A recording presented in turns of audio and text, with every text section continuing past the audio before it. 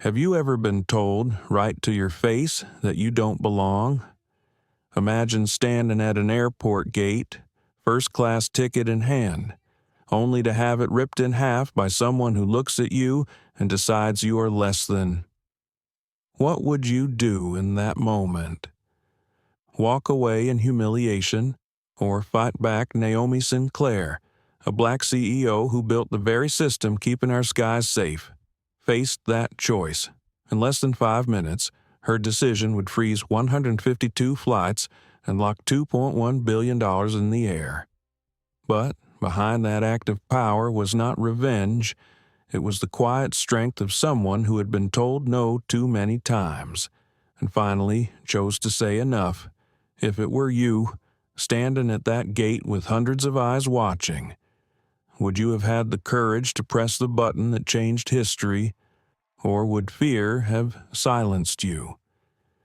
This is not just a story about planes and numbers. It's about dignity, justice, and the price of being heard.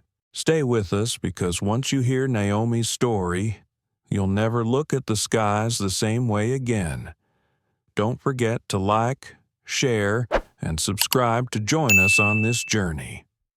The sharp rip of paper cut through the air like a gunshot. Dozens of heads turned at once. Naomi Sinclair stood frozen at Gate B-23 of John F. Kennedy International Airport, her boarding pass dangling in 2 jagged halves from the manicured fingers of a flight attendant. Lauren Mitchell, the attendant in question, looked her straight in the eye. Her voice was louder than it needed to be, loud enough for 200 weary passengers to hear. "You don't belong in first class," she declared, as if announcing a verdict. A hush fell over the gate area. Naomi's pulse thudded once, steady, measured. She wasn't a woman easily rattled, not anymore. But humiliation has a way of reaching past years of resilience, tugging at old scars. She could feel the stares on her skin, some curious, some judgmental, a few tinged with pity. A man in a business suit muttered just loud enough for his neighbor to catch. Probably tried to sneak in with a fake ticket. Another passenger raised his phone, thumb already tapping to record. Naomi drew in a slow breath. She held herself tall, her 5'9" frame steady as a pillar.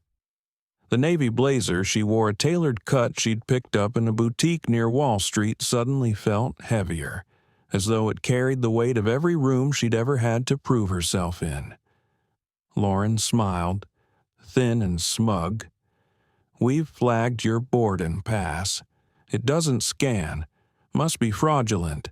Security will handle this."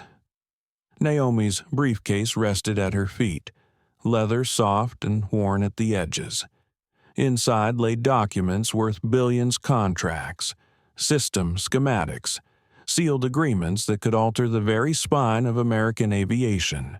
But to the woman standing in front of her, Naomi was simply a black woman at a gate, a nuisance to be put in her place.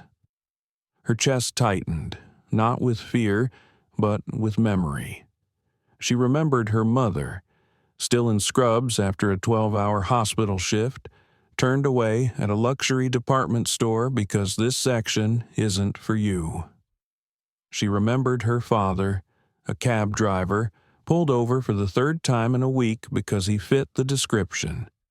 Now, decades later, she was still standing in line, still being told she didn't belong. Naomi tilted her head slightly, her voice calm, almost tender. "I purchased this ticket. It's valid. I'd like you to scan it again." Lauren gave a short laugh. "I don't think so. We'll let TSA sort you out." She waved at the security podium with a flick of her wrist, the way someone might shoo away a fly. 2 transportation security officers began moving toward Naomi. Around them, the murmur of passengers grew, phones lifted higher, fingers typed faster. The story was already slipping onto social feeds. Black woman causes scene at JFK. Naomi did not move. She bent slowly, picked up the torn halves of her ticket, and slipped them gently into her briefcase as if tucking in something fragile. Her silence unsettled Lauren. "What? Nothing to say now?" the attendant taunted, her smile stiffening at the edges. Naomi finally spoke, her words soft but clear. 12 words. "That's all I've said to you since I arrived at this gate." She held Lauren's gaze. 13 now. There was no anger in her tone, only precision, the same measured cadence she used when presenting to government boards or negotiating billion-dollar contracts. The TSA officers drew closer. One placed a hand lightly on her arm. "Ma'am, we need you to come with us." Passengers leaned forward in their seats, eager for spectacle. Some whispered, some smirked. A college student at the back whispered to her friend, "She's gonna get dragged out. Watch."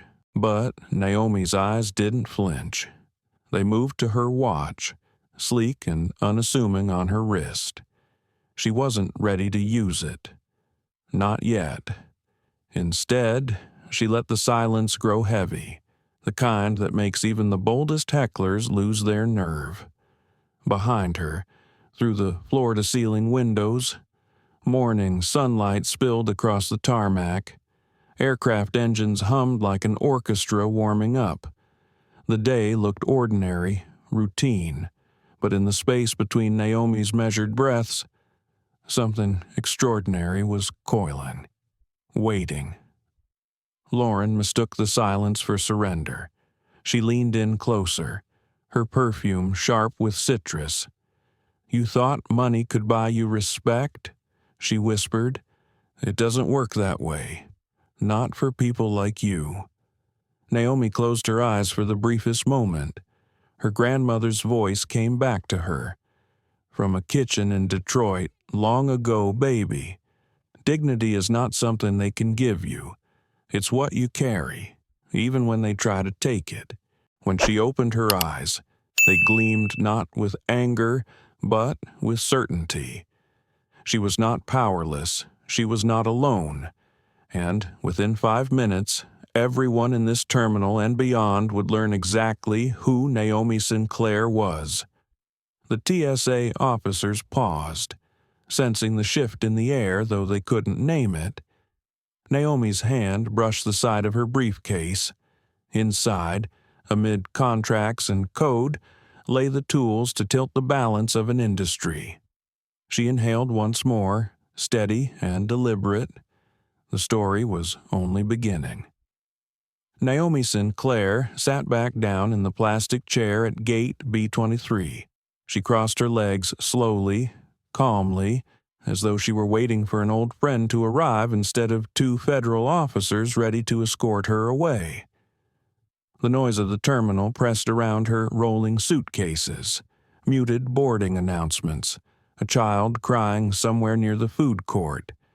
Yet in the eye of that storm, she radiated stillness. Passengers kept sneaking glances. Some leaned into the spectacle with shameless grins, recording every moment.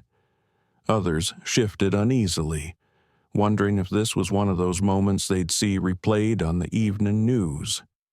Naomi was no stranger to such eyes. She'd been walking through their wait her entire life. Her phone buzzed quietly inside the briefcase, a calendar reminder. Today wasn't just another business trip. Today she was on her way to Washington, D.C., for a private meeting with the Department of Transportation. The documents in her case contained her proposal, one that could change the way airlines operated forever. She had spent 3 years preparing it, line by line of code, clause by clause in policy. It wasn't about money anymore. It was about dignity. Naomi looked at her reflection in the glass window behind the gate agent's desk. Her hair was pulled into a low bun, strands of gray catching the light, There were lines at the corners of her eyes, the kind you earned from decades of watching carefully, listening before speaking. At 44, she carried herself like a woman who had wrestled storms and come out stronger. But still, here she was, treated like a trespasser in a space she had every right to occupy. Lauren Mitchell paced nearby, her heels clicking impatiently against the polished tile. She leaned down to whisper something to one of the TSA officers, lips curling into a smirk. Naomi didn't bother listening. She had learned long ago that the whispers of people who doubted her were just background noise. Instead, her mind wandered backward. Detroit, 1988. Her mother, Evelyn, coming home from the hospital with the smell of antiseptic clinging to her uniform. Naomi, just 7, sitting at the kitchen table with her homework spread out. She remembered how her mother's hands trembled as she counted tip money from a double shift. One day, "Baby," her mother whispered, "you're going to sit in rooms they tell you don't belong in, and you'll stay there anyway. That's how you change the room." Her father, Raymond, drove a cab 12 hours a day. He used to tell her stories of passengers who gave him fake addresses just to get a free ride, or the cops who pulled him over for routine checks more often than he could count. "They'll always test you, Naomi," he'd say. "Don't waste your life proving them wrong. Prove yourself right." Those words had carried her through Ivy League classrooms where she was the only black woman in lecture halls filled with polished accents and inherited wealth. They carried her into boardrooms where men twice her age spoke over her as though she were invisible. They carried her when she built Etherlink systems from a 2-room office into a corporation trusted with the arteries of America's skies. And yet, even with all that, a torn ticket could still cut like a blade. Naomi shifted her gaze back to the boarding area. A boy of about 10 stared at her with wide eyes, his mother tugging at his arm to look away. Naomi offered the boy a small smile. He didn't return it, but his gaze softened. For him, she thought, for every child watching this unfold, I will not shrink. The TSA officers finally approached again. One of them, tall and young, cleared his throat. "Miss Sinclair, we're going to need you to come with us for further screening." Naomi lifted her chin. Her voice was gentle, but firm. On what grounds? The officer hesitated. The boarding agent reported suspicious documentation. Lauren cut in quickly. "Fraudulent documentation," she corrected, voice dripping with false authority. She was disruptive as well. Naomi rose slowly to her feet, her briefcase in hand. She looked directly at Lauren. "I have spoken fewer than 20 words to you today. Not one of them was disruptive." The officer glanced between them, doubt flickering across his face, but protocol tugged at his sense of duty. "Ma'am, we just need to verify your information." Naomi nodded, as though considering, "Of course." She paused, then added, "But you should know something before you escort me away from this gate." The officers exchanged a look. Lauren rolled her eyes. Naomi placed the briefcase carefully on the chair beside her. She rested one hand on its handle, her thumb brushing against the biometric lock. Her watch buzzed faintly, a silent signal only she understood. A single phrase waited behind the glass of her screen protocol indigo ready. Her heartbeat steadied. Not yet, she thought. Timing mattered. Instead, she told them a story. "When I was 19, I boarded a plane for the very first time," she began, her voice carrying just enough to reach the passengers nearest her. "I had saved for months from part-time jobs. I wore my best dress. The gate agent looked at my ticket and laughed. He said, "Sweetheart, people like you don't sit in business class." He sent me to the back without checking twice, and I sat there, quiet, ashamed. The terminal grew quieter, drawn to her words. That was the last time I let anyone tell me where I belong. Naomi finished. She leveled her gaze at Lauren, and I will not start again today. The silence that followed was heavy, charged. The boy across the aisle stared at her like she was telling a secret meant for him alone. A woman in a red scarf lowered her phone, her face thoughtful instead of amused. Lauren's smirk faltered, just slightly. Naomi exhaled. She picked up her briefcase. "If you're going to walk me out, then walk me out. But understand this, you're not removing a passenger. You are removing the architect of the very system keeping every plane in this sky safe." Her words hung in the air like smoke. Some passengers frowned in confusion. Others gasped softly. The officers froze. Naomi's calmness unsettled them more than anger ever could. Lauren laughed nervously. "She's bluffing. Nobody believes that." But Naomi's eyes never wavered, and deep inside, a switch was waiting, one she alone had the power to flip. The countdown had not yet begun, but when it did, the world of aviation would never look the same. The terminal's rhythm faltered, like a song slipping off beat. What had begun as an ordinary boarding process had turned into a stage. Naomi Sinclair, briefcase in hand, stood at the center of it, her quiet defiance a stark contrast to the noise rising around her. Lauren Mitchell, still holding herself like a performer playing to the crowd, folded her arms.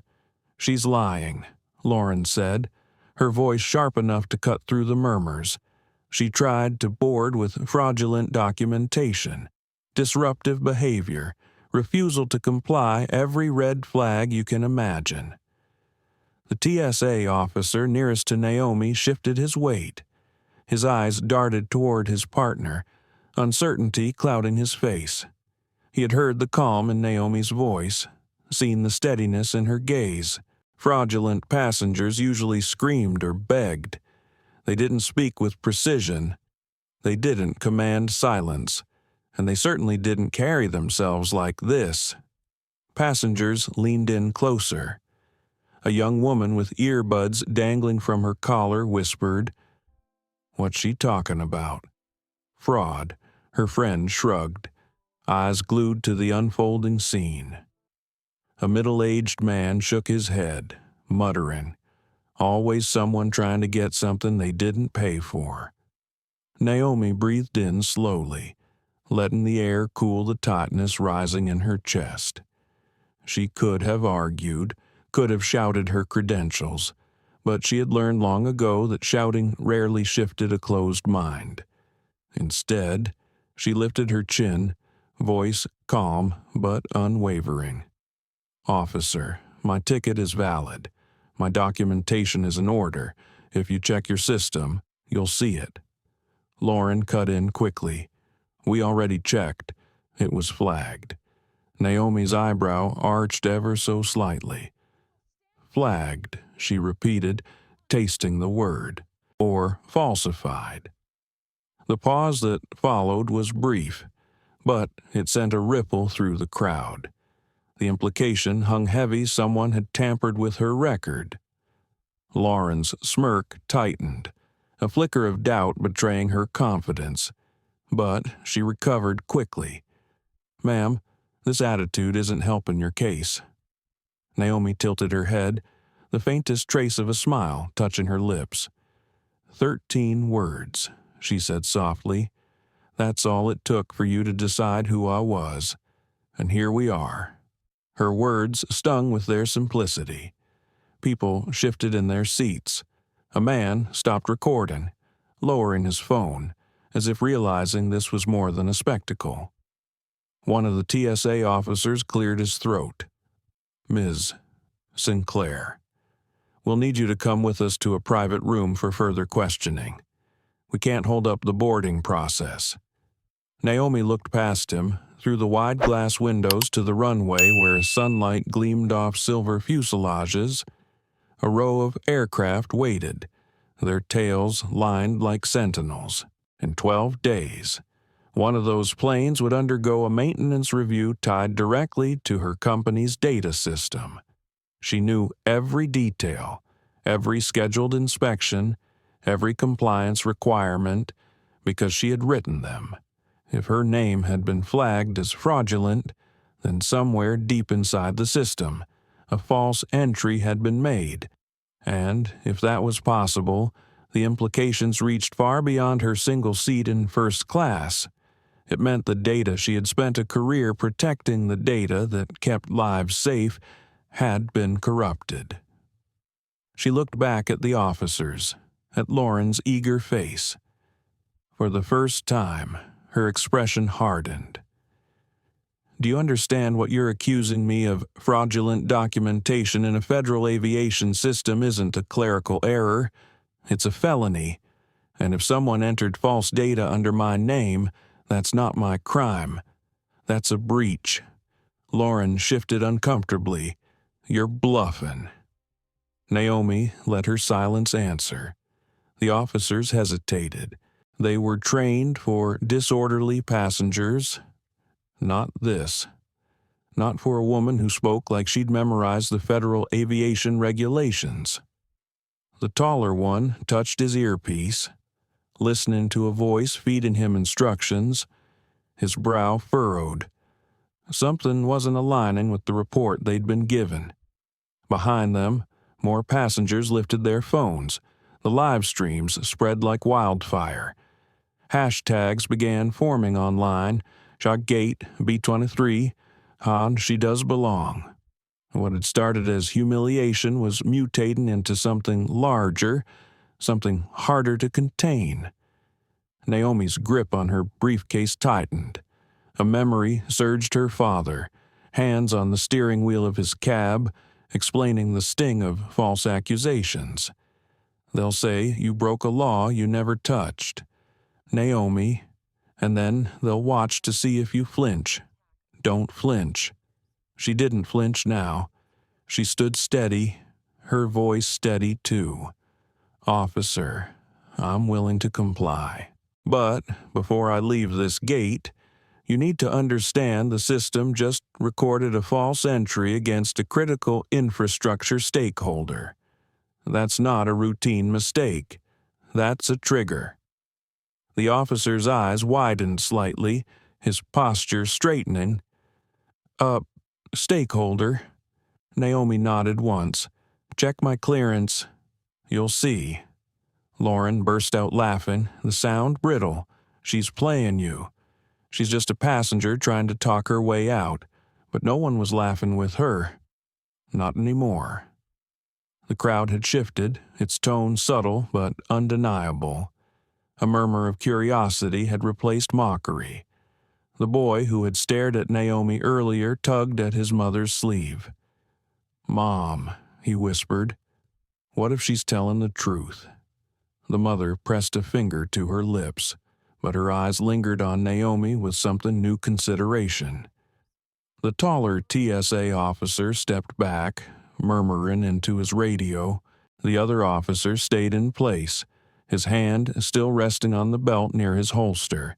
But he looked less certain now. Naomi saw it, the cracks in the narrative, the tiny fissures where truth began to slip through. Lauren noticed it too. Her face flushed as she snapped. "She's wasting everyone's time. Captain Hayes will hear about this. He won't let some entitled woman disrupt his flight schedule."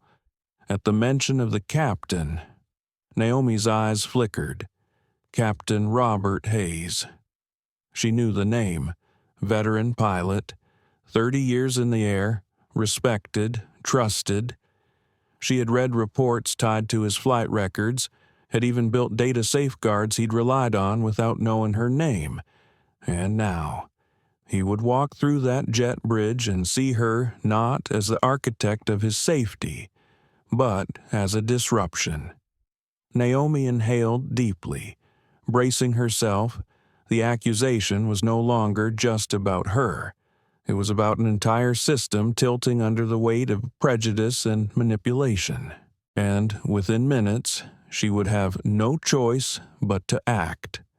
Captain Robert Hayes stepped out of the jet bridge just as Lauren Mitchell lifted her chin in triumph. The captain's silver hair gleamed under the harsh fluorescent lights, his Navy uniform pressed sharp, his presence commanding instant attention. He scanned the gate quickly, eyes narrowing when they landed on Naomi Sinclair standing calm but unyielding in the center of the storm. "Captain," Lauren called out, seizing the moment. This passenger attempted to board with fraudulent documentation, disruptive behavior, refusal to comply. We need her removed before boarding continues. Robert Hayes studied Naomi, his jaw tight. He had seen passengers lose control, had diffused more than a few crises in his years. But something about Naomi's composure unsettled him. She wasn't flailing, wasn't shouting. Her stillness spoke louder than any protest. Naomi's gaze met his. For a heartbeat, time slowed. She recognized him, not personally, but through the thousands of lines of data she had pored over, the reports she had safeguarded. He was a pilot whose records reflected meticulous compliance, a man who followed the book but never asked who had written it. Today, he was about to discover Captain Hayes, Naomi said evenly. 12 days from now, your aircraft is scheduled for a compliance review flagged by my company. If the system is registering me as fraudulent, you might want to consider what else has been altered. The captain stiffened, thrown off balance. And who exactly are you? Lauren scoffed. She's no one, a passenger with an attitude. Naomi's voice carried, deliberate and calm. I am Naomi Sinclair, CEO of Etherlink Systems, and if my credentials have been falsified, it means your entire safety net has been breached. The words landed like a thunderclap. Passengers gasped, some whispering, some pulling their phones closer to catch every syllable. The TSA officer lowered his hand from his belt, uncertainty flashing across his face. Robert Hayes stared at her, the calculation in his eyes shifting. He knew Etherlink. Every pilot did. It was the backbone of the systems they trusted daily. But he had never imagined its architect standing in front of him, accused of fraud. Lauren laughed again, but the sound rang hollow now. She's bluffing. If she were that important, she wouldn't be standing here.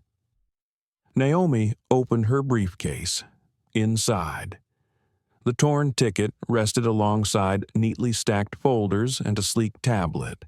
She tapped the screen, and a secure login bloomed with her fingerprint. Lines of code and system dashboards flashed. Foreign to most, but familiar to the officers watching. Red alerts blinked across the display, unauthorized entry. Anomalous data. False identification flag.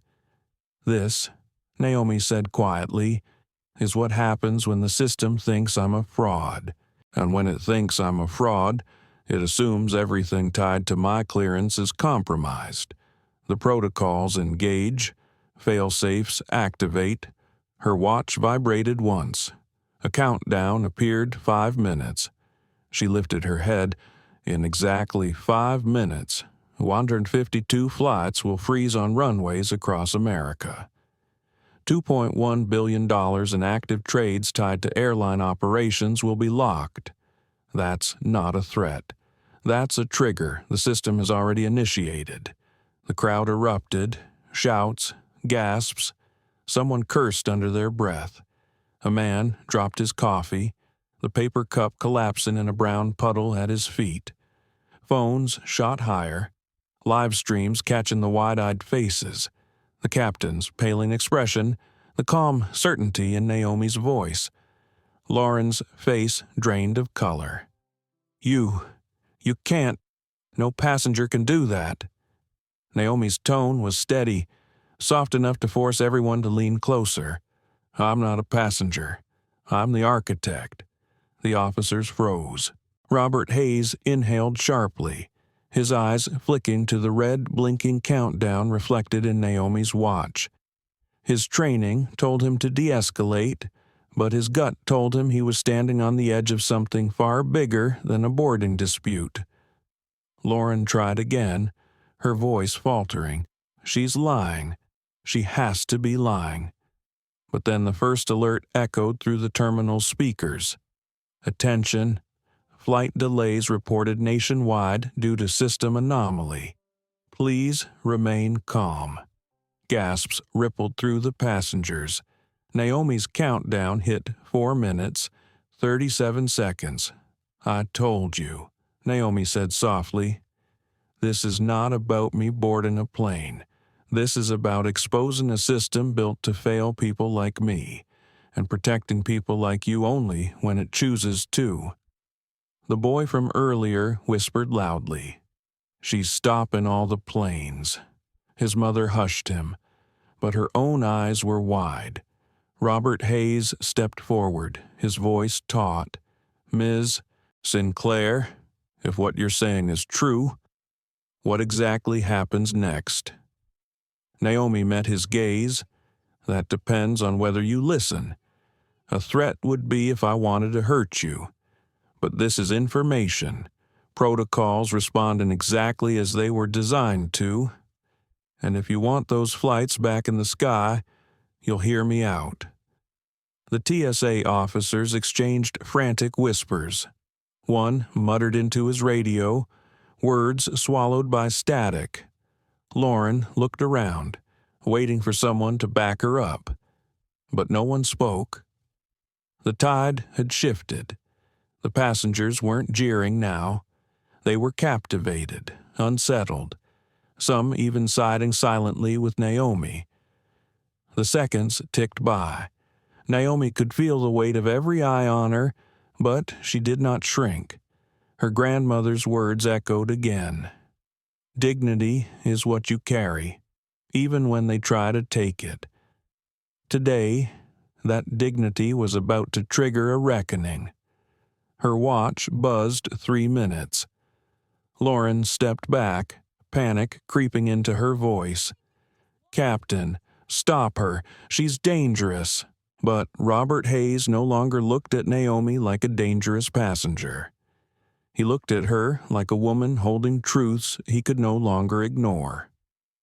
Naomi lifted her briefcase, closed it gently, and addressed the crowd. This began with a torn ticket. But tickets are paper, systems are power, and power without justice is nothing but abuse. Today, we're going to reset that balance. The hum of the terminal shifted, a collective intake of breath. Strangers held their phones higher, but this time not for entertainment, for evidence. 2 minutes. The watch read. Naomi exhaled slowly, her eyes steady. "When the countdown ends, no one will question whether I belonged here. The only question left will be how many years this industry spent pretending people like me didn't." The silence that followed was louder than any announcement, and as the seconds drained away, everyone in Gate B-23 officers, pilots, passengers, even Lauren Mitchell understood that nothing about the skies would ever be the same again. The murmur of Gate B-23 had become a roar, but not the ordinary noise of departures and reunions. It was the uneasy sound of hundreds of people realizing they were witnessing something extraordinary, something that might later appear in headlines. Naomi Sinclair stood at the center of it, her watch pulsing with its silent countdown. 3 minutes left. She could feel the shift in the air, the way the passengers were no longer whispering only about her, but about themselves. What if the flights they needed weren't leaving today? What if the woman in front of them truly held their fate in her hands? A businessman in a gray suit pushed closer to the front, his voice tight with frustration. "This is ridiculous. My meeting in Chicago is worth millions. I can't afford delays because of some spectacle." Naomi turned her gaze toward him, not unkind, but steady, and the people who can't afford to be profiled, detained, or silenced every time they travel. What are their millions worth? The man fell silent, his jaw tight, but he didn't speak again. Lauren Mitchell, now pale and sweating, tried to rally the crowd. "She's manipulating you. Can't you see? She's just trying to make herself important." But the crowd wasn't nodding anymore. A young woman in a denim jacket spoke up. "You tore up her ticket. I saw it. You didn't even try to scan again." Others murmured in agreement. Someone shouted, "Let her speak." Naomi took a deep breath. Her heartbeat was calm, almost unnervingly so. She'd been preparing for moments like this her entire life, moments where her dignity was challenged and she had to choose between silence and action. This time, she wasn't just defending herself. She was defending the integrity of a system built to keep millions safe. 2 minutes left. Robert Hayes stepped closer to her, lowering his voice. "If what you're saying is true, Ms. Sinclair, what happens when the timer reaches 0? Naomi held his gaze. "The system freezes all active departures. Planes already in the air continue to their destinations. But nothing else lifts from the ground. The trades tied to airline operations on Wall Street lock automatically. It was designed as a fail-safe in case of sabotage." The captain's face tightened. He knew what that meant: panic at airports, money lost by the minute, political pressure crashing down. "And you can stop it." Naomi nodded once. "I can, but not until the truth is acknowledged." Lauren's voice rose, shrill. "She's bluffing. She doesn't have that kind of power." Right then, the gate screens flickered. A red banner scrolled across "System hold in effect. All flights delayed nationwide." Passengers gasped audibly. The businessman dropped into a chair, burying his face in his hands. A mother clutched her toddler closer, whispering prayers under her breath.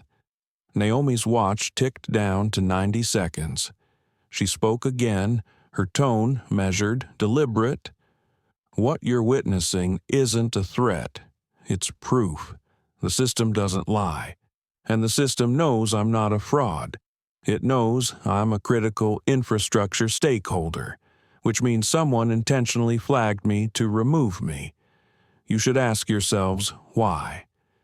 The young TSA officer stepped forward hesitantly. "If someone altered your profile, Ms. Sinclair, that would be a breach, a federal-level breach." Naomi inclined her head. "Exactly. And every second we waste pretending this is about a single ticket is a second where the breach widens." Lauren backed away, her face rigid with fear now. She whispered, "This isn't possible." But her voice lacked the confidence it carried just minutes ago. 1 minute left. Phones buzzed simultaneously as passengers received alerts breaking news about nationwide flight delays. The feeds filled with speculation, fear, and shaky live videos from Gate B-23. Naomi saw herself reflected on dozens of tiny screens. Her calm face transmitted beyond this terminal into living rooms, offices, and boardrooms across the country. Captain Hayes straightened, authority returning to his posture. "Ms. Sinclair," he said, loud enough for the gate to hear, If you have the ability to reverse this, then I believe you. What do you need?" Naomi looked at him, the corner of her mouth softening. At last, someone listening. "I need acknowledgement from this airline, from its representatives, from you, that this wasn't a mistake, that I was profiled, humiliated, and flagged falsely. Say it, and I'll give the system the command to release." The captain hesitated. The demand was simple, but heavy. Around him, passengers stared. The pressure wasn't only on him, it was on every person in authority standing there. 30 seconds. Lauren broke, her voice desperate. "Captain, don't. If you side with her, you'll destroy your career. You'll be admitting the truth," Naomi interrupted, her voice quiet but sharper than steel. "That a woman who built the foundation of these skies was told she didn't belong in one seat?" The silence was deafening. Every breath in Gate B-23 felt suspended, waiting. The captain looked at Naomi, then at the crowd, then finally at Lauren, his voice carried with the weight of 30 years in uniform. "She belongs here." This was not a mistake, it was discrimination. And it ends now. Gasps, a few claps, phones shot higher, capturing every second. Naomi's watch buzzed. 5 seconds left. She tapped the command into her tablet. Across the country, flights resumed, trades unlocked, runways stirred back to life. Relief washed through the crowd, audible in the exhalations, the prayers, the applause. Naomi closed her briefcase. The planes will fly again, but the record of what happened here, of what was said, of who stood silent, will remain. And this isn't the last time you'll hear my name. Her eyes found Lauren's. The attendant's lips trembled, her earlier arrogance gone. Naomi's voice lowered, meant for her alone. "Every person you made feels small lives in this moment. I hope you remember them." Passengers surged forward, some to thank her, others to record her up close. She didn't bask in it. She only nodded, calm, her dignity intact. The storm had passed, but the reckoning had only begun. The terminal at Gate B-23 finally settled into a tentative quiet. Passengers lowered their phones, some still filming, but the tension had shifted. Naomi Sinclair stood, hands lightly resting on her briefcase, eyes scanning the crowd. She wasn't here to command applause. She was here to explain why she had the power and why she had to use it. Captain Robert Hayes, still in his polished uniform, stepped beside her. "Ms. Sinclair, everyone's watching. What happens next is on you." Naomi nodded once. Her voice was soft, calm, yet every word struck like a measured drumbeat. "I need you to understand who I am not for me, but for every person who has ever been told they didn't belong." She glanced at Lauren Mitchell, whose arms had fallen to her sides, face pale and uncertain. "This isn't about me being a passenger. It's about a system that was supposed to protect lives, that instead discriminated based on assumptions and appearances." Some passengers shifted uncomfortably. A man muttered under his breath, "She's right. We've all seen it." Naomi continued, "I am the CEO of Etherlink Systems. We design the infrastructure that controls flight safety, scheduling, and passenger tracking. I didn't just write code. I built the protocols that keep planes in the air and people alive. And yet today, I was told I didn't belong in one seat. Why? Because of assumptions about my race, my gender, my appearance." A hush fell over the crowd. Even the officers seemed to lean in. She opened her briefcase, pulling out a tablet. The screen lit up with graphs, alerts, and data streams that would make most eyes glaze over. The system flagged me falsely. That's not a glitch. That's a human action. Someone entered false data against me, triggering protocols that would have automatically restricted access to flights and halted operations if unchecked. Passengers exchanged nervous glances. A mother whispered to her daughter, "Did you hear that she's controlling the system?" Naomi took a slow breath. 5 minutes ago, that system engaged. 152 flights across the country froze on the tarmac. Trades valued at over $2 billion in active airline operations were locked automatically. And this is what happens when someone in this industry decides to discriminate against people who don't look like they belong. Lauren Mitchell's lips parted, but she could not find the words. Naomi's eyes softened as she turned toward the passengers. I am not here to punish anyone. I am here to expose the truth. Systems like ours were designed to protect the public. But when people use them to enforce bias, they become weapons. Today, you have all witnessed what happens when a weapon is misused. But you've also seen what happens when the rightful architect steps in. She paused. The terminal was silent except for the faint hum of departing planes. A few passengers leaned forward, captivated by the clarity in her voice. Naomi continued, her words deliberate, measured, but carrying the weight of every experience she had lived through. Every day, someone is told they don't belong. A boarding gate, a boardroom, a classroom. Today, that is no longer acceptable. And it will not be acceptable in the systems I control. The dignity of each person will be preserved, not ignored, not dismissed. The young boy from earlier, the one who had been staring with wide eyes, whispered to his mother, "She's amazing."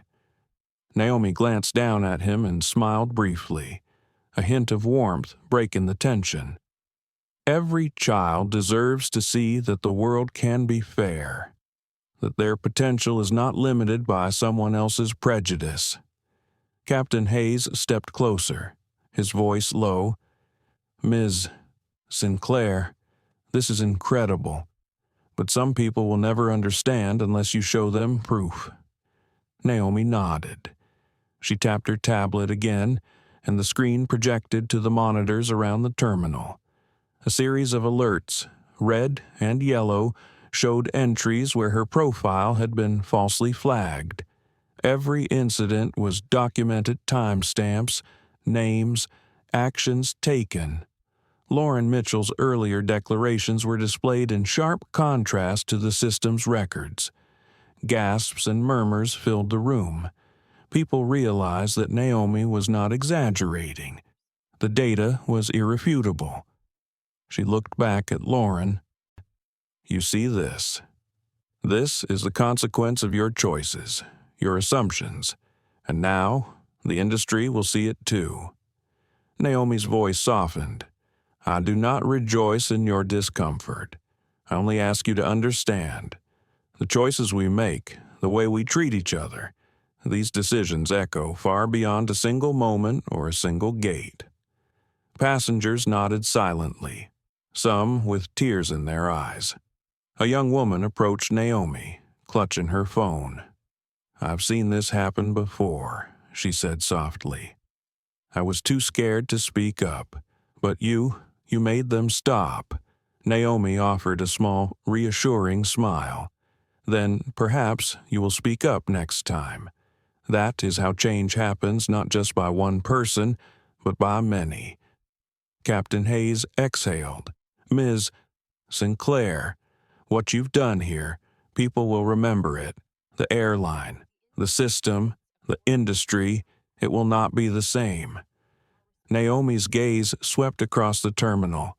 "It shouldn't be the same. Not after what we've witnessed today. Not after knowing how easy it is for assumptions to override judgment and for people to suffer because of it. We cannot go back to pretending everything is fair, because it is not. Lauren Mitchell turned away, shaking. The reality had hit her hard. She had been a part of the problem, and she could see it clearly now. Naomi's calm, unwavering presence had exposed the truth without shouting, without aggression, simply by standing firm and presenting the facts. Naomi looked down at her watch again. Countdown is nearly complete. 152 flights, billions of dollars, thousands of lives affected, all because one person decided I didn't belong. The system has engaged, but it's not too late for correction. Recognition of truth can reverse this. Acknowledgement is the key. A few passengers murmured, echoing her sentiment. They were no longer spectators, they had become witnesses. Witnesses to injustice, but also to power used responsibly, to dignity asserted, to a woman's resolve against the weight of an entire industry. The red alerts blinked faster on the monitors. The passengers watched, captivated. Even the TSA officers looked tense, realizing that Naomi Sinclair was not just a passenger. She was the architect, the one who had built the safeguards, the one whose intellect and perseverance could bend the systems of aviation itself. Naomi's eyes returned to the crowd. Her voice softened one final time. This is not about vengeance. It is about justice, and justice requires that we see the truth, that we acknowledge it, and that we act on it. Today, that truth is undeniable, and the world will remember it. The terminal held its collective breath, waiting for the final seconds of the countdown to tick away. Naomi's calm intensity dominated the space, and in that silence, every person present understood that the story unfolding here would not end at Gate B23. It would ripple outward, challenging assumptions, rewriting expectations, and ensuring that dignity, finally, was not optional. The moment Naomi Sinclair's words settled into the air, the world outside the glass windows seemed to pause. Denver's runways stretched in the distance, silent, motionless. A few planes stood frozen in line, engines humming but wheels locked in place. Beyond the horizon, news cameras zoomed in, helicopters circled, and across the country, terminals echoed the same eerie stillness. Passengers at Gate B23 were no longer restless travelers. They were participants in history. Some clutched their phones, live streaming to families thousands of miles away. Others simply stared at Naomi, the woman who had turned humiliation into leverage, then into proof. Her watch pulsed again, the countdown completed, but instead of chaos, there was a delicate order in her poise. Naomi lifted her tablet and tapped in a new sequence, her fingers steady despite the weight of millions of eyes watching through their screens. The system hummed. Red alerts flashed, then shifted to amber. Across the monitors above the gate, scrolling messages announced all flights temporarily grounded pending security confirmation. Robert Hayes leaned toward her. "Naomi, what now?" She didn't look up from the tablet. "Now, I make sure the truth cannot be buried." Lauren Mitchell, still pale, took a trembling step forward. You'll ruin everything. Do you know how many jobs, how many lives depend on these flights?" Naomi looked at her finally, her eyes soft but unwavering. "Do you know how many lives have been ruined by the quiet cruelty of moments like this, when people are told they don't belong, when families are stranded, when opportunities vanish all because someone decided their dignity was negotiable?" Lauren had no reply. Naomi inhaled deeply and addressed the crowd again. "You may think this is only about airlines, but it isn't. The systems that govern travel are the same ones shaping who gets a loan, who books a hotel, who is flagged at borders. Bias, when coded into infrastructure, becomes invisible chains. I didn't just design SkyGrid to move planes. I designed it to record truth. And today, that truth will be seen. She swiped her tablet, and the monitors flickered once more. This time, they didn't show flight data, but something far heavier, logs of discrimination complaints entered and ignored. False flags against passengers of color. Internal memos suggesting brand prestige be maintained by filtering demographics. Gasps rose like a tide. A woman near the back covered her mouth. That's my story. That happened to me in Atlanta. Another man pointed, and me, 2 years ago. They said my ID didn't match my profile. Naomi's voice carried over the murmurs. This isn't isolated. It's systemic. Every incident leaves a digital fingerprint, and every fingerprint tells the same story, discrimination disguised as protocol. The room vibrated with shock. Phones angled upward to capture the damning evidence. Some passengers were crying now, quietly but openly. Others shook their heads in disbelief. The young boy who had been watching Naomi all along tugged at his mother's sleeve. "Mom, does this mean they lied about people like us?" His mother's voice cracked. "Yes, baby, they lied." Naomi crouched slightly so the boy could see her. Her tone softened, tender and personal, but the truth is stronger. That's why we show it, so no one can deny it again. The boy smiled faintly, his eyes wide with admiration. Captain Hayes shifted uncomfortably beside her. "Naomi, the higher-ups, the airlines, the government, they won't let this go uncontested. You know that?" Naomi nodded slowly. "Of course. But they don't have a choice anymore. The mirrors are already active." "Mirrors," he repeated. "Yes," she said, straightening. "Every airport, every gate, every transaction linked to Etherlink is reflecting back what has been hidden. Not back doors mirrors. People will see the truth in real time. There's no turning it off." As if on cue, a nearby passenger gasped, holding up her phone. "Look, Chicago O'Hare. They're projecting discrimination cases on the terminal walls." Another shouted, "It's happening in Atlanta, too." The wave of astonishment rippled through the gate. Naomi's system was unfolding nationwide, not only grounding planes but projecting accountability where it could no longer be silenced. Lauren clutched the edge of the counter for support. "You'll destroy the industry. Investors will flee. Stocks will collapse. Everything will burn." Naomi's eyes glimmered with calm resolve. "Then let it burn. If an industry cannot stand without discrimination, it does not deserve to stand at all." The crowd reacted with murmurs, some fearful, others approving. The businessman from earlier, the one who had shouted about his meeting in Chicago, now stood with his head bowed. He looked up and said softly, "I mocked you before. I'm sorry. You're right. My meeting isn't worth more than someone's dignity." Naomi gave him a brief nod. Acknowledgement is the beginning.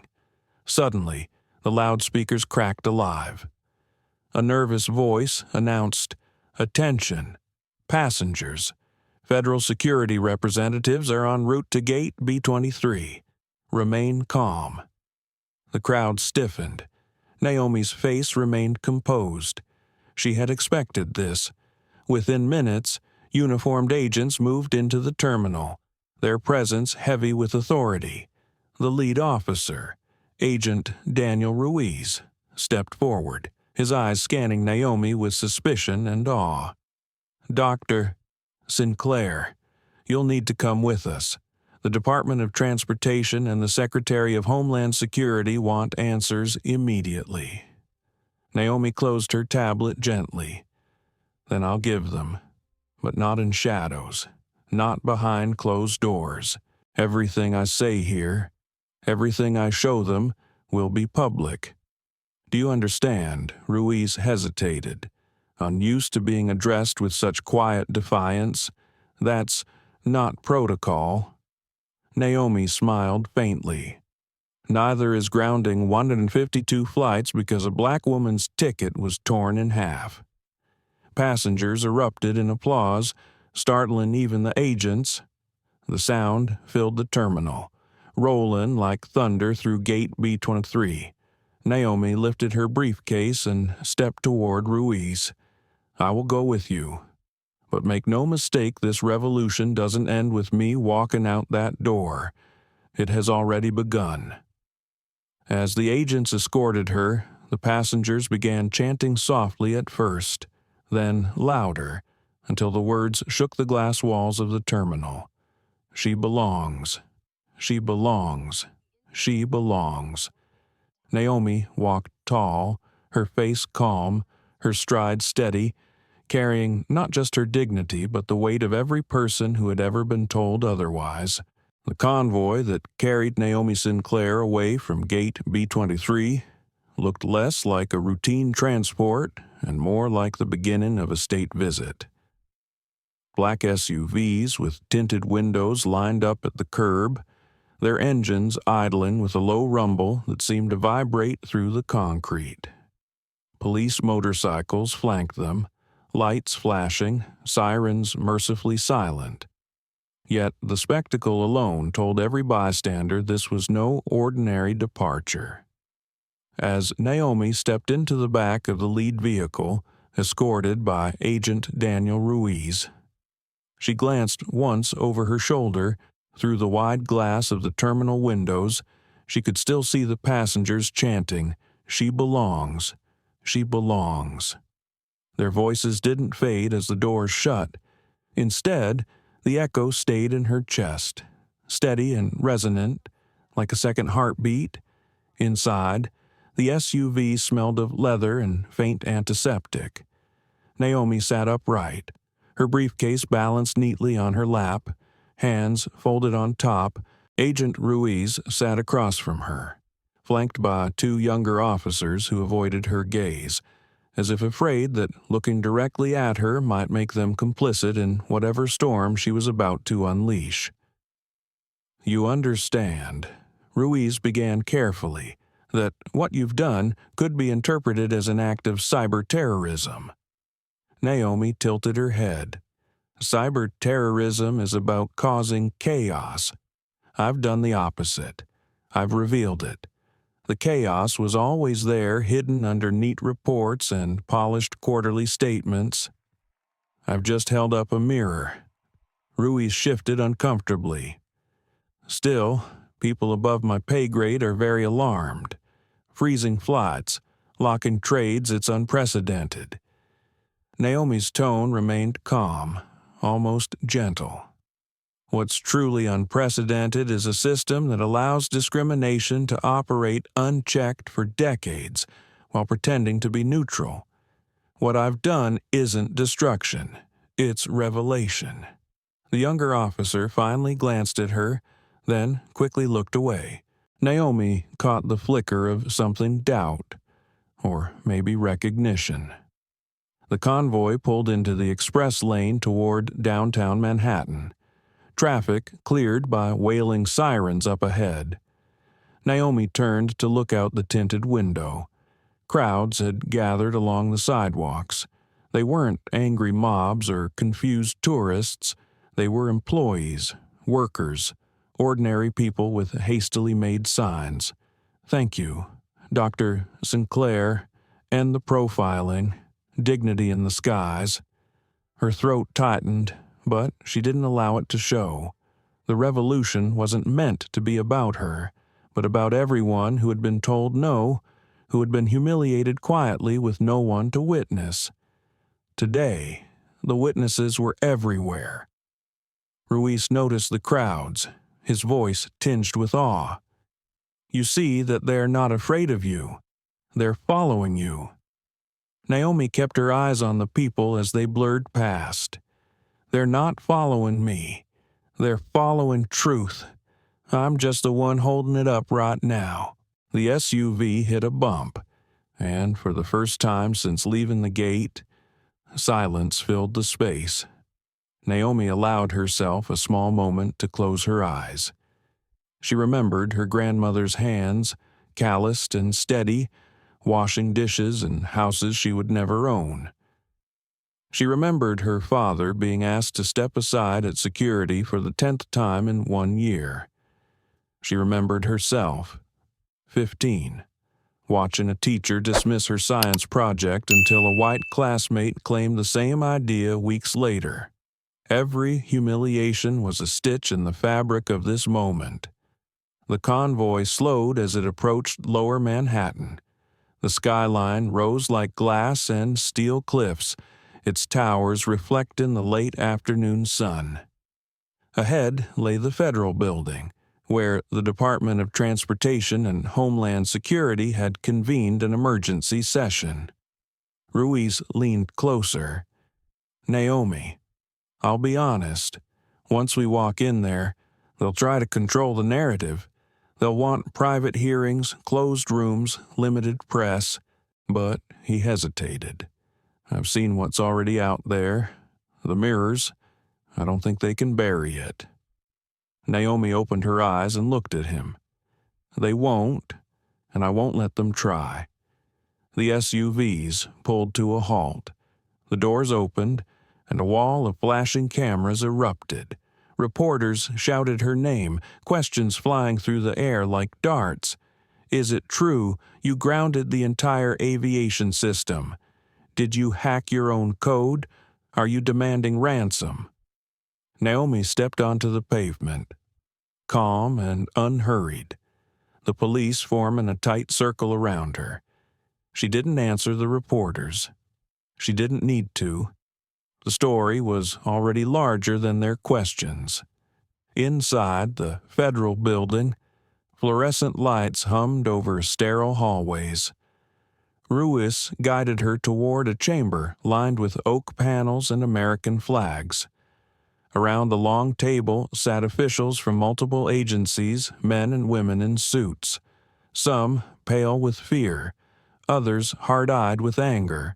At the head sat Secretary Eleanor Kane, her expression unreadable. "Dr. Sinclair," Kane began, her voice clipped. "You understand why we've called you here?" Naomi met her gaze. "I do, because the truth has finally escaped your walls." Kane leaned forward. "You grounded this nation's aviation system. You cost billions and halted trade. You put lives at risk." Naomi's tone was even. "No, discrimination put lives at risk. I merely forced you to see it." The officials shifted uncomfortably. One man slammed his fist lightly on the table. "This is reckless. Do you realize the instability you've caused in global markets? Our adversaries are watching."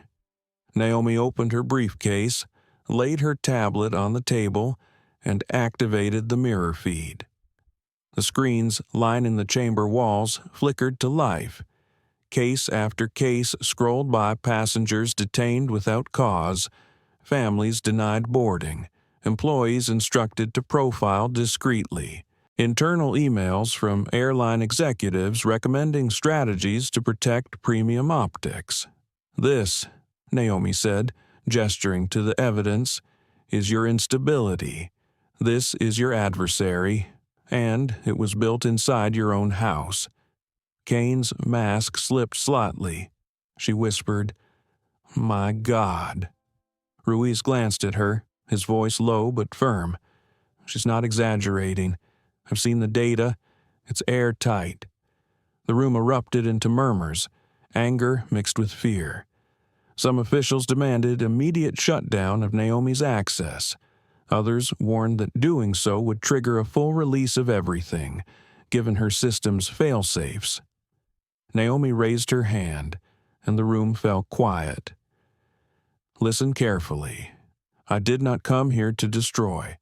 I came to offer a choice. The system is compromised. The people know it now. Either you implement the equity protocol, we developed algorithms that remove discriminatory filters and enforce transparency, or every record, every email, every suppressed complaint will become public within 6 hours. The officials froze. Some looked horrified. Others looked cornered, but none could deny her.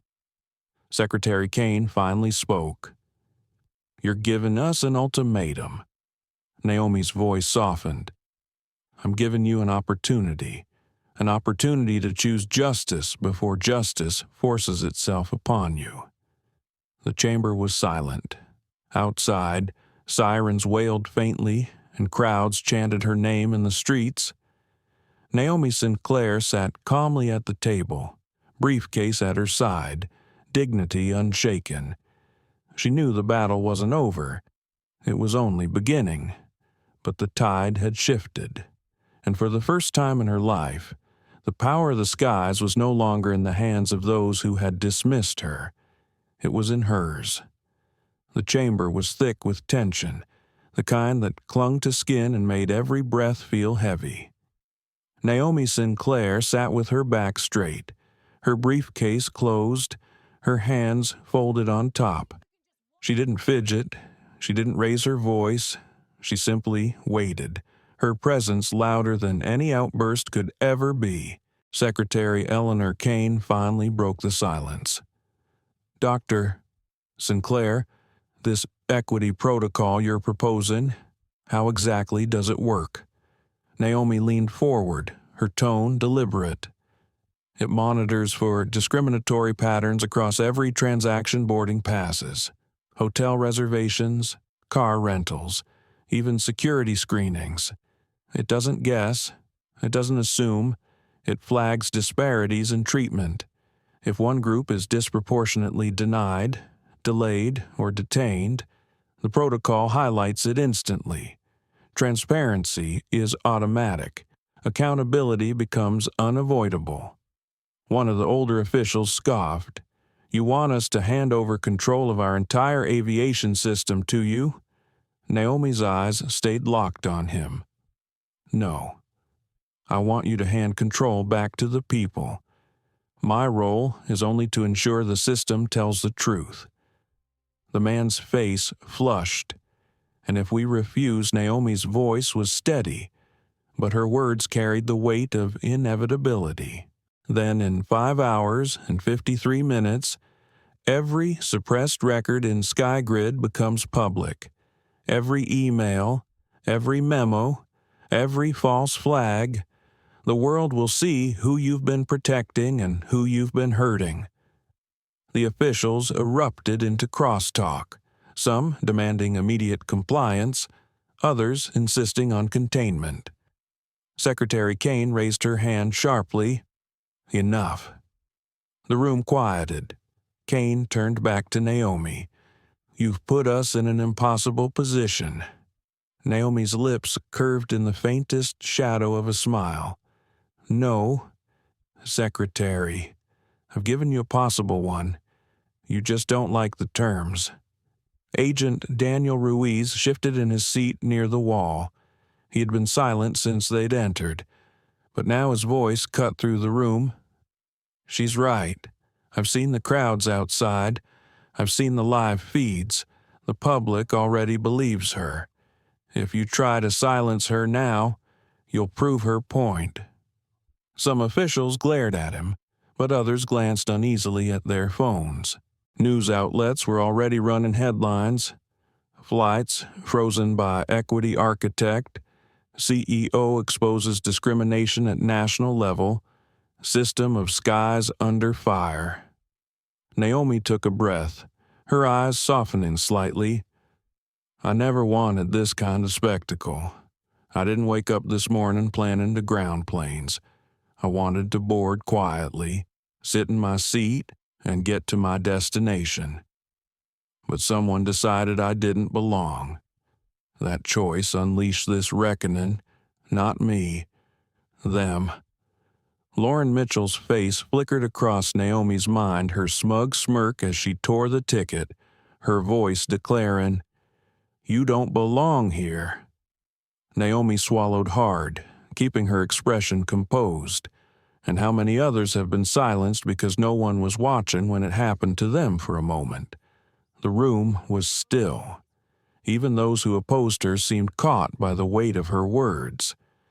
Then, one of the younger advisors, a woman with sharp eyes and nervous fingers tapping on her notebook, spoke quietly. "If what Dr. Sinclair says is true, we can't contain this. The evidence is already out there. The mirrors are functioning." Secretary Kane exhaled slowly. "Then our choice is clear. Either embrace reform or risk exposure that could cripple the industry." Naomi's voice softened. "It's not just the industry at stake. It's people, families, children who shouldn't grow up learning that dignity is conditional." She let the words linger. The silence that followed wasn't hostile anymore. It was contemplative, heavy. Suddenly, Naomi's watch buzzed again. She tapped it discreetly.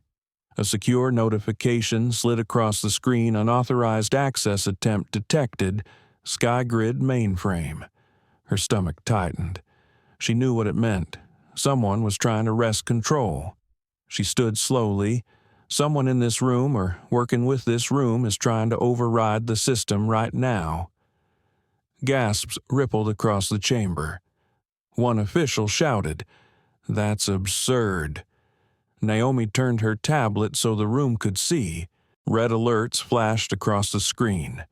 Lines of code tracing the intrusion attempt. "This isn't absurd. It's desperate. You're trying to silence me not with arguments, but with force." Secretary Kane's face blanched. "Who authorized this?" No one spoke. Naomi's voice sharpened. "You should know the system is designed to recognize hostile takeovers.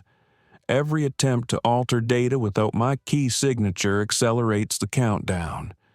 You've just shortened your window." A wave of panic broke across the room. Officials muttered frantically, some demanding to know who was behind the attempt, others checking their phones for updates. Ruiz's jaw tightened. "She warned you." Naomi's gaze swept across the chamber.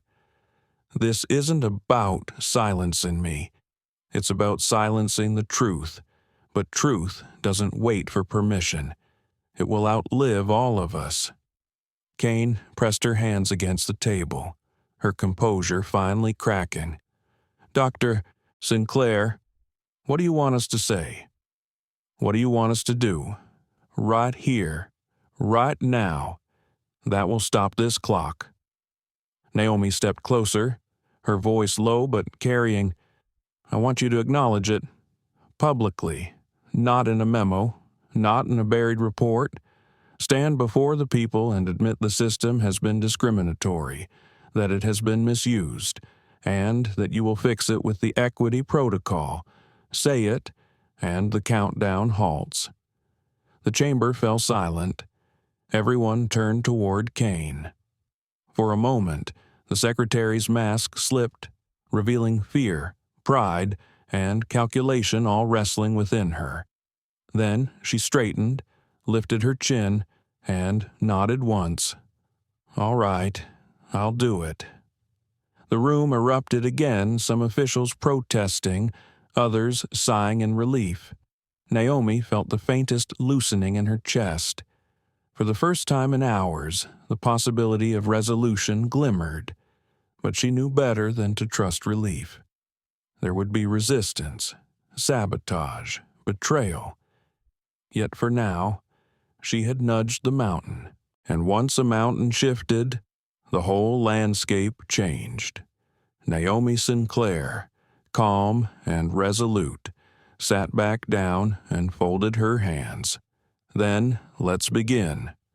Secretary Eleanor Kane's decision had barely left her lips when Naomi Sinclair tapped her tablet. The mirrors across the nation brightened, no longer showing only logs of discrimination but live feeds of the very chamber where they now sat. On screens in airports from New York to Los Angeles, travelers saw Secretary Kane's face projected in real time, her hand poised on the polished table, her composure taut. They saw Naomi sitting opposite her, quiet yet immovable, the woman who had stopped the skies and forced a reckoning. Gasps echoed through terminals. Applause broke out in some. The chant that had begun at Gate B-23 spread, "She belongs. She belongs." Kane realized what was happening. Her jaw tightened. "You've put me in a corner." Naomi's voice was calm, deliberate. "No, I've given you a platform, and right now, the nation is watching. Tell them the truth." Kane exhaled and leaned toward the nearest microphone. "Citizens of the United States," she began, her tone formal, though a tremor ran beneath it. "Today, our aviation infrastructure was disrupted by the exposure of systemic flaws tied to discriminatory practices that have no place in a system meant to protect and serve everyone equally." Her words rang out across terminals, homes, offices. Some cheered, others fell into stunned silence. Kane continued. "Dr. Naomi Sinclair has brought these issues to light. While we may disagree on method, the truth cannot be denied. Bias exists in the system, and we are committed to addressing it, effective immediately. We will move toward implementing the equity protocol to ensure accountability and transparency across all transportation networks." Her voice cracked slightly on the last words, but the declaration was made. Naomi's watch buzzed softly. The countdown froze. For a long moment, no one spoke. Then Naomi nodded once, acknowledging Kane's courage, however reluctant. But Naomi wasn't finished. She turned her tablet, projecting more data across the screen's evidence implicating not just flight attendants or gate agents, but entire chains of command. Airlines, consulting firms, even government contractors. Names scrolled like a ledger of accountability. The chamber erupted again. Officials cried out, demanding the feed be shut off, warning of market collapse. Ruiz stood protectively near Naomi, his hand subtly resting by his holster, though he knew this was no firefight. It was a war of truth. Naomi's voice cut through the chaos. "This isn't about punishing one airline or one attendant. This is about dismantling an infrastructure of discrimination. For decades, you've told the public they were safe, that the skies were equal. That was a lie. Today, the skies show the truth." Suddenly, a new alert pulsed on her tablet. "External intrusion attempt Prometheus systems." Naomi's chest tightened. She'd expected them, but not so soon. Prometheus, the private tech giant that handled back-end services for 90% of travel companies, had finally made its move. Lines of malicious code appeared, trying to seize the mirrors and replace them with blank screens. Naomi's hands flew across her tablet, her mind sharper than steel. Her voice remained level, though inside adrenaline surged. "They're trying to silence us. Prometheus is attacking the mirrors." Kane stiffened. Blackwood Naomi nodded once. "Vincent, Blackwood doesn't want this truth to live. His empire profits from discrimination disguised as optimization." The younger advisor whispered hoarsely, "If Prometheus seizes control, they can erase everything." Naomi shook her head. "No, they can't erase what's already witnessed. They can only delay accountability." She tapped a command. Across the screens, a new layer appeared, encrypted backups, mirror upon mirror. Every attempt to overwrite was reflected back, exposing the attack itself. Passengers nationwide saw it the very moment Prometheus tried to silence the truth. The crowd outside the federal building erupted into chants of anger. No more lies, no more lies. Agent Ruiz leaned closer. Naomi, how long can you hold them off? Her fingers never stopped moving. Long enough, but I need the public to understand what's happening. The system isn't broken, it was designed this way. And now, they see the designers fighting to keep it alive. The officials in the chamber were shaken. Some slumped back in their chairs. Others stared at the screens as if realizing for the first time how deep the rot went. Kane pressed her palms together. Dr. Sinclair, what happens if Blackwood wins this digital war? Naomi's tone was quiet but resolute. Then the countdown accelerates. The full archive drops globally. Not just aviation, not just transportation, every contract Prometheus has ever touched. 7 years of buried data, unsealed, and his empire will collapse under its own lies. The room froze. Even those who had opposed Naomi earlier seemed rattled by the possibility. Naomi exhaled slowly, keeping her focus sharp. Her grandmother's voice echoed in her mind. Dignity is what you carry. Even when they try to take it away, she carried it now, steadier than ever. Finally, the attack waned. Prometheus hadn't breached the core. Naomi closed her tablet gently. The mirrors held. A murmur of relief swept the chamber. Ruiz allowed himself the smallest smile, but Naomi wasn't smiling. Her eyes were heavy with what she knew was coming. This was only the first strike. They won't stop. Blackwood has too much to lose. He will come harder, faster, and he will not care who he destroys in the process. The younger advisor's voice trembled. Then, what do we do? Naomi met her gaze. We don't hide. We don't silence. We tell the truth faster than they can bury it. That's the only way to win against those who profit from shadows. For the first time since she had been escorted from the airport, Naomi felt a spark of something that wasn't fear or defiance. It was resolve, sharpened by the knowledge that the battle wasn't hers alone anymore. The passengers, the crowds, the people chanting in the streets, they were part of it now.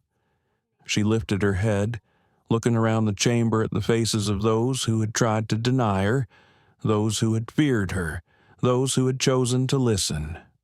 Her voice was soft, but it carried with the clarity of bells. The skies belong to everyone, and no algorithm, no empire, no billionaire can change that. You can resist reform, or you can embrace it, but either way, justice is already in the air. The chamber sat in silence, the echoes of her words reverberating far beyond those walls, carried on screens and chants across the nation. The chamber's air had shifted. It was no longer just a room filled with government officials and advisors. It was a stage, its walls transparent, every action broadcast to millions. Naomi Sinclair sat quietly in the center, her tablet dark for the first time since the standoff began. Yet the gravity of her presence pulled every eye toward her. Agent Daniel Ruiz leaned close enough for only her to hear. You've rattled them. Hard. They won't admit it, but half the people in this room are already calculating how to save themselves. Naomi's lips curved faintly. That's fine. Self-preservation can be a useful motivator. Sometimes it's the only way to make them move. Secretary Eleanor Kane rubbed her temple, her posture betraying exhaustion. Dr. Sinclair, you've made your point. The evidence is undeniable. But do you understand what you've unleashed? Wall Street is already in chaos. Airline stocks are plummeting. If this continues, you're not just dismantling discrimination, you're risking economic collapse. Naomi met her gaze evenly. Madam Secretary, what's the price of dignity for decades? Profits have been built on exclusion. You can't call it collapse when what's falling was already rotten. Kane didn't answer. She didn't need to outside the building. The chants grew louder, and the screen still glowed with evidence. A soft ping interrupted the silence. Naomi glanced down. A new message blinked on her watch. Incoming call. Gregory Blackwell. The room stiffened as though the name itself carried voltage. Blackwell rarely appeared directly. His empire operated in shadows, through subsidiaries and contracts. For him to reach out now meant he was rattled. Naomi accepted the call. His face filled the tablet screen, sharply lit, eyes like cold steel. Naomi Sinclair, he drawled, each syllable laced with disdain. You've done something reckless. Naomi tilted her head slightly. Funny. I was going to say the same to you. Gregory. He smirked, but it didn't reach his eyes. You've humiliated a nation. Do you know how many billions are bleeding from the market as we speak? 2.1, at last count. You've made yourself a liability not just to me, but to the entire infrastructure you claim to care about. Naomi's tone was quiet, unyielding. If exposing truth is a liability, then maybe the infrastructure never deserved to stand. The chamber fell silent, officials frozen as if eavesdropping on a duel. Blackwell leaned closer to the camera. You don't understand. These systems aren't just about flights. They're about national security, commerce, global order. You destabilize them, and the whole world suffers. Naomi's eyes narrowed. And yet you built your fortune on destabilizing people's lives, on turning algorithms into walls. You profited from deciding who was welcome and who was not. Don't speak to me of suffering. Gregory, I've lived it. Millions have. His mask slipped, fury flashing. You can't win, even if you expose everything. There are protocols buried so deep no one, not even you, can dig them out. The system isn't broken.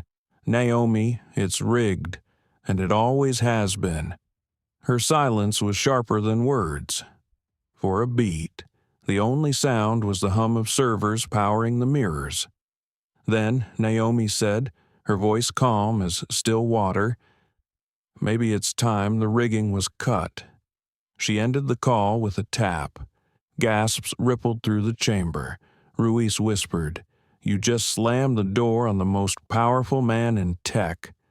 Naomi's gaze stayed steady on the darkened screen. No, I opened the door for everyone else. As if on cue, her tablet lit with another stream testimonies pouring in from passengers across the country.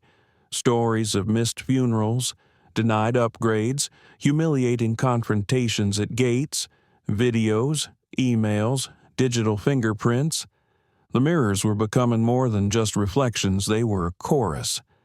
Kane's voice softened, almost pleading. Dr. Sinclair, how do you expect us to manage this flood? How do we separate truth from embellishment? Naomi leaned forward, her expression gentler now. You don't. You listen. You stop dismissing lived experience because it's inconvenient. You let the data speak alongside the voices. And when the patterns line up, you admit what you already know. This wasn't random. It was deliberate. For the first time, Kane didn't argue. She simply nodded, the weight of years settling on her shoulders. A younger official, barely 30, with nervous eyes, spoke up hesitantly. "Dr. Sinclair, if we embrace your protocol, will it stop the countdown?" Naomi studied him. His question wasn't cynical. It was desperate. He wanted a way forward. "Yes," she said softly. "The countdown isn't a weapon. It's a safeguard. I don't want collapse. I want change. But change requires commitment, not platitudes.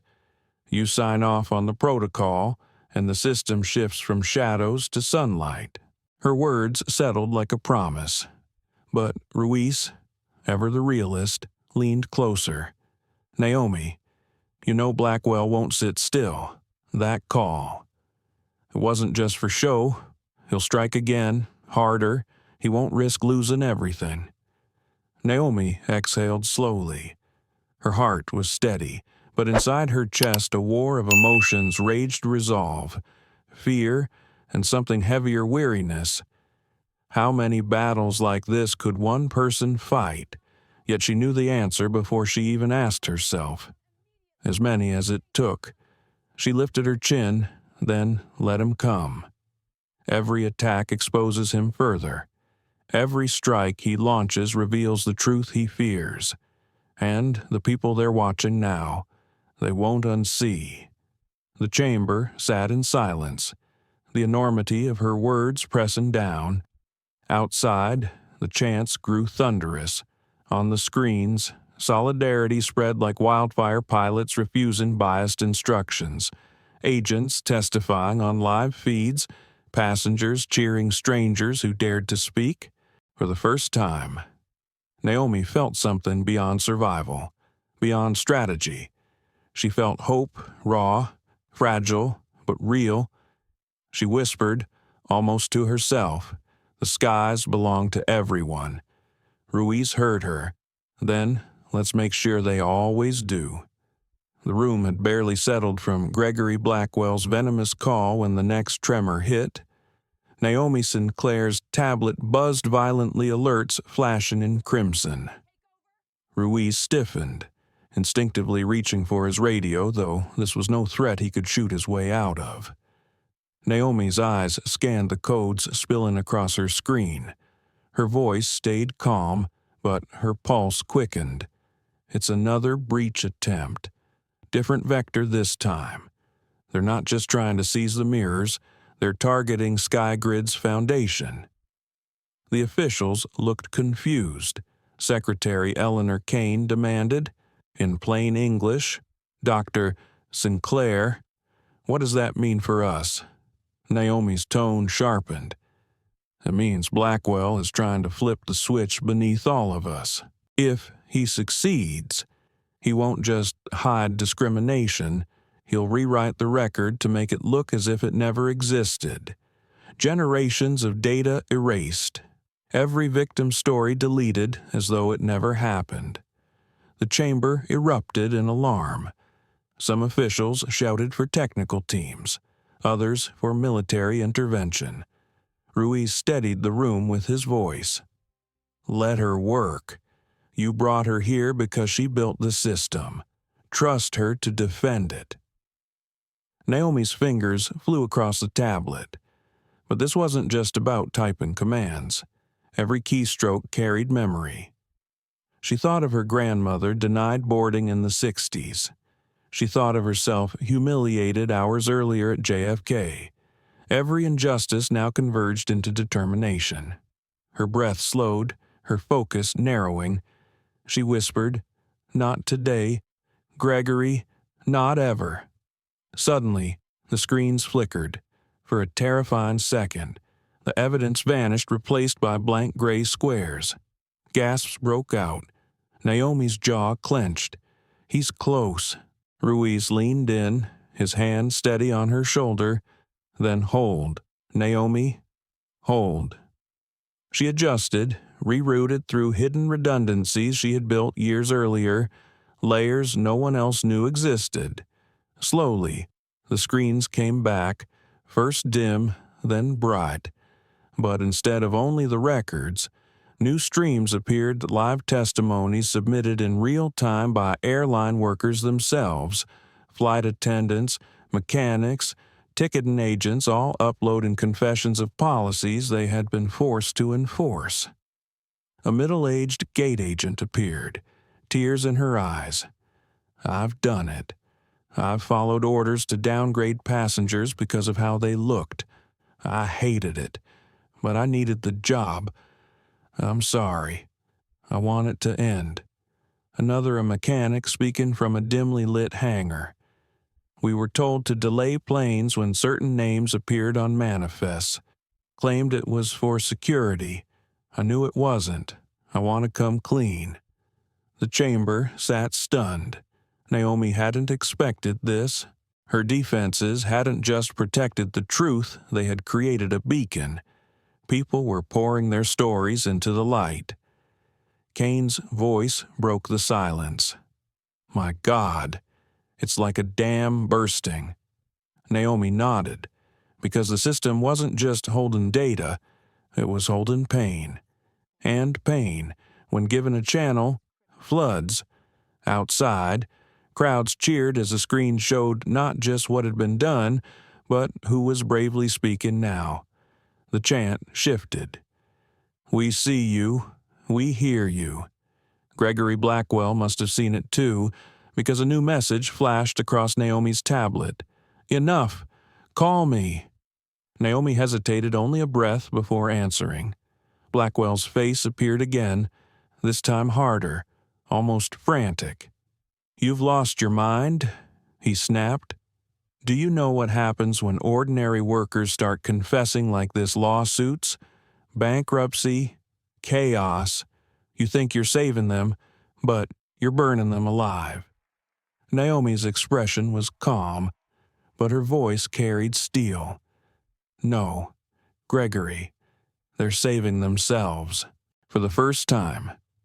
They're free of your chains," he sneered. "You think this will last? These people will lose their jobs by morning. The airlines will disavow them, and you'll be remembered as the woman who toppled an industry." Naomi leaned closer to the camera, her voice dropping to a whisper that carried like thunder. Better to topple an unjust industry than to leave it standing on the backs of the broken. She ended the call again. The chamber sat frozen, then erupted into debate. Some officials begged Naomi to slow down. Others, emboldened, demanded immediate adoption of the equity protocol. The tension built until Kane slammed her palm on the table. "Enough. We cannot cling to fragments of a system that was built on exclusion. Dr. Sinclair, draft the implementation order. Tonight. If the president won't sign, I will." Ruiz blinked, astonished. Kane, once her sharpest critic, was now aligning herself with Naomi. Naomi's voice softened. "Madam Secretary, this isn't about you or me. This is about the skies belonging to everyone. If you're serious, then stand with me when the mirrors broadcast to the global summit. Not behind closed doors. Out there, where the world can see." Kane hesitated. The official mask cracked, revealing the human beneath. "You're asking me to risk everything." Naomi's gaze held hers. "I'm not asking you. I'm giving you the same choice the skies gave me, belong or be erased." Silence. Then Kane nodded once, sharply. The screens flared again, this time with something unexpected. Blackwell had escalated beyond digital sabotage. A news ticker scrolled across the bottom, power outages reported in Chicago, Dallas, Atlanta, possible cyber-related. Naomi's chest tightened. He was attacking the grid now, widening the battlefield. Ruiz swore under his breath. He's trying to plunge cities into panic. "Naomi, if he wins this angle..." Her mind raced. The equity protocol could stabilize aviation. But if the grid fell, chaos would drown everything before reform could begin. She whispered, Gregory doesn't just want to protect his empire. He wants to prove that, without him, the nation collapses. Kane's eyes widened. Can you stop him? Naomi met her gaze. Inside, her heart was pounding, fear gnawing at the edges, but her voice came out steady, unbreakable. I built the system once. I can rebuild it stronger, but I'll need everyone, workers, passengers, leaders standing with me, not as subjects of the system, but as its guardians. Ruiz straightened. Then we stand, every last one of us, outside. The chant shifted again, as if the crowds could feel the escalation without being told. Guardians of the skies. Guardians of the skies. Naomi looked around the chamber, once her enemy, now a gathering of reluctant allies, and knew the next hours would decide everything. The countdown was still frozen, but the real clock, the one measured in courage and solidarity, had already begun. The lights in the chamber flickered as though the building itself could sense the weight of what was happening. Naomi Sinclair sat at the long table, tablet open but untouched. For the first time all night, she let herself pause. Her reflection in the black glass looked older, more tired, but the fire in her eyes hadn't dimmed. Agent Daniel Ruiz leaned against the wall, his hand resting near his badge. He studied her for a moment before saying quietly, "You've carried this alone for years, but you don't have to anymore." Naomi gave a small smile, though her voice carried the exhaustion of a marathon runner.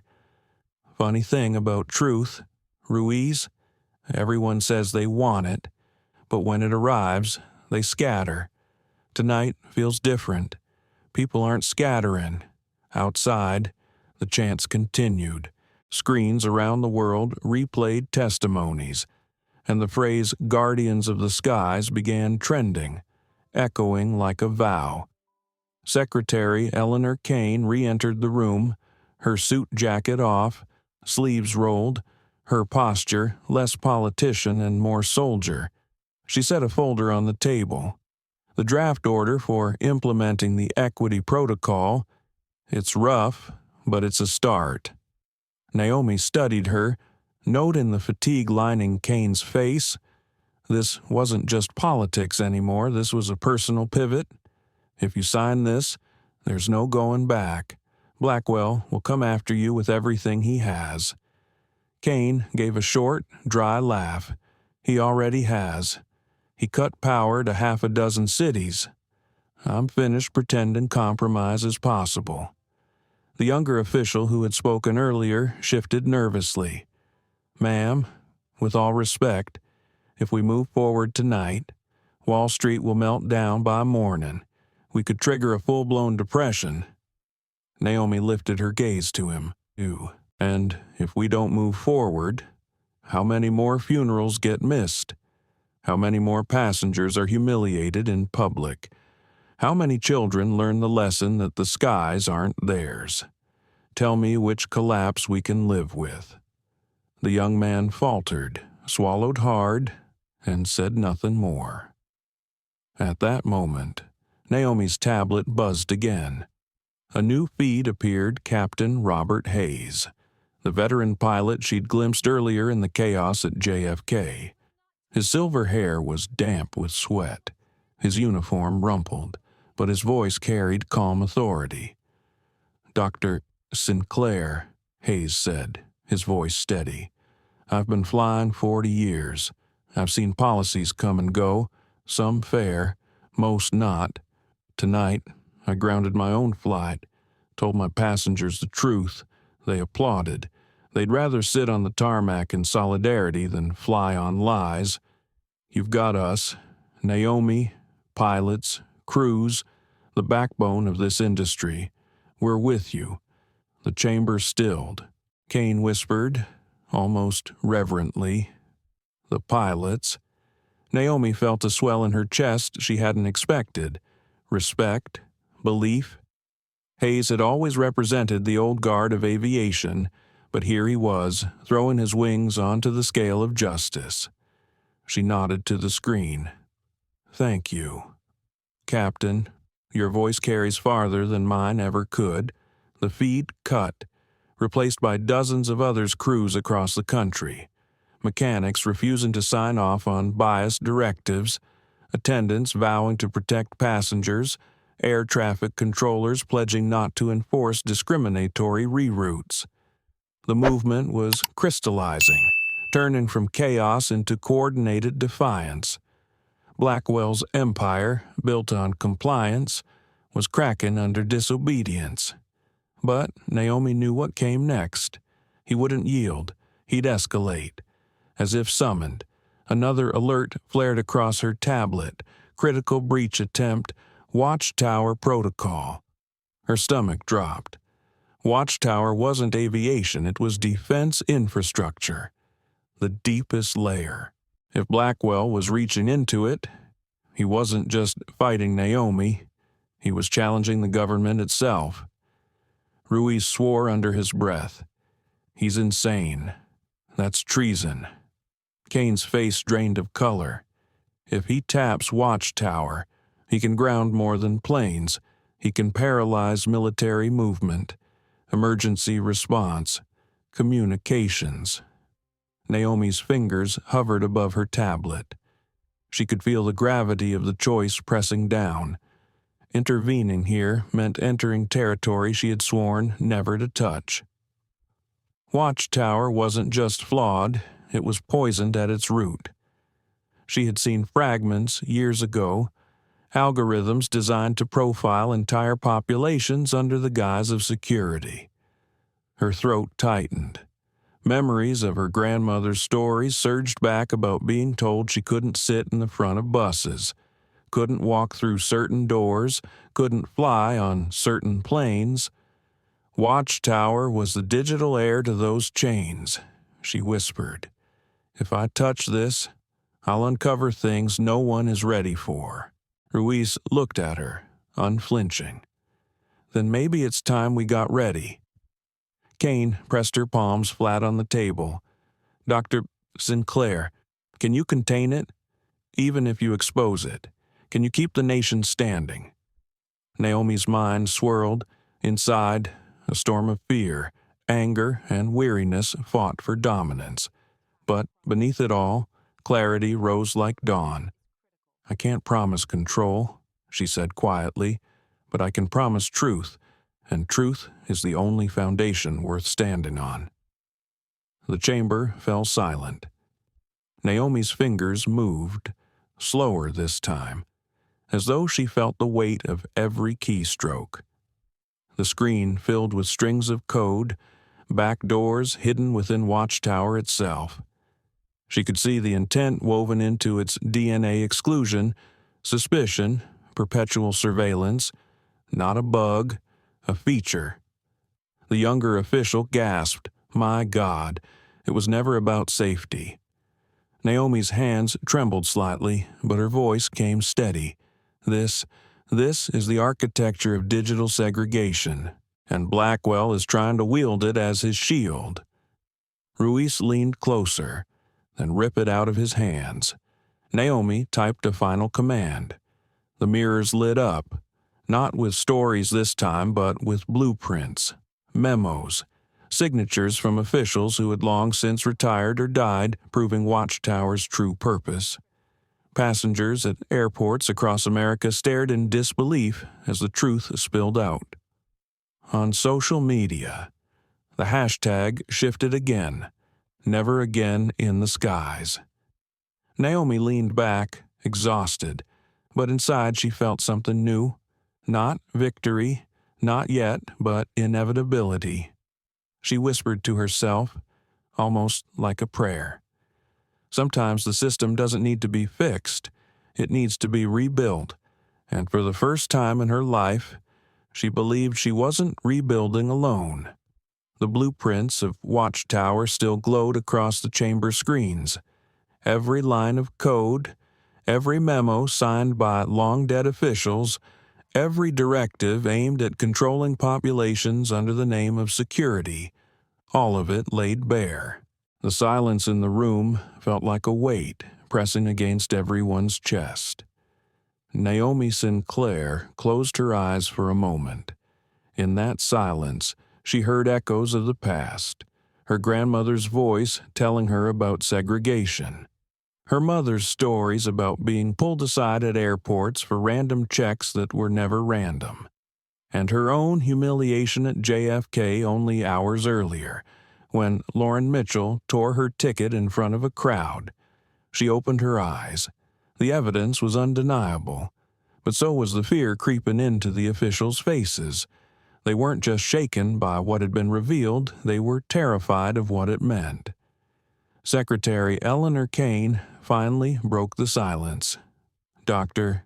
Sinclair, this is catastrophic.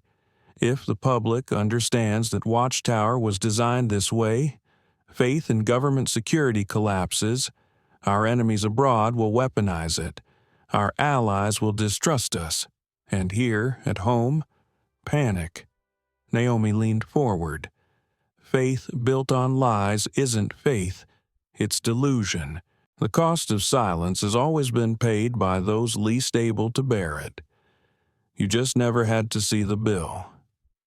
The younger official shifted uneasily. "But if we dismantle Watchtower outright, won't we leave ourselves vulnerable terrorists, cyber threats?" What then? Naomi's voice was quiet but sharp. Terrorists thrive on injustice. Every time a Muslim family was barred from boarding, every time a black traveler was humiliated, Watchtower didn't make us safer, it made us weaker, because it told the world our security wasn't about safety, it was about control. Her words hung in the air. No one contradicted her. Then her tablet buzzed again. A new video feed opened, not from her, but forced onto her system. Gregory Blackwell's face filled the screen, smirking like a man who still believed he held the winning hand. "Well done, Naomi," he said mockingly. "You've exposed Watchtower. Congratulations. You've also handed enemies of this nation the greatest gift they could dream of. Do you think they're cheering for justice? They're cheering because you've gutted America's defenses." Naomi didn't flinch. Truth isn't a gift to enemies, it's a weapon against them, because it shows we can change. Blackwell's smirk faltered. His tone hardened. "Change. You think mobs chanting in airports can change systems older than you are, systems written into the foundation of this country?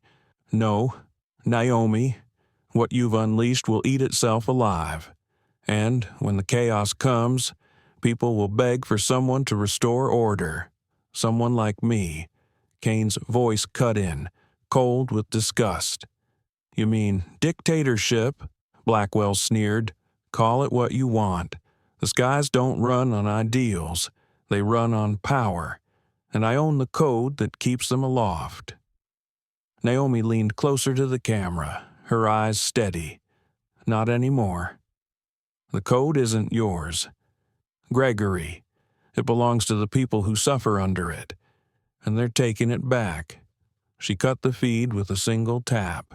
The chamber exhaled, as though everyone had been holding their breath. Ruiz crossed his arms. "He's cornered, but that makes him dangerous. He'll lash out. We need to prepare for the next hit." Naomi nodded, though her hands trembled slightly when she set the tablet down. Inside, she felt the fatigue clawing at her bones. She'd been strong all night, but even strength has limits. Kane noticed. She lowered her voice. "You've carried more than anyone should. How are you holding up?" Naomi gave a small, weary smile. "I'm tired, but tired doesn't mean done. Not yet." Her honesty cracked the room's tension. For a moment, they didn't see her as a symbol or a strategist. They saw her as human one woman, weary but unbroken.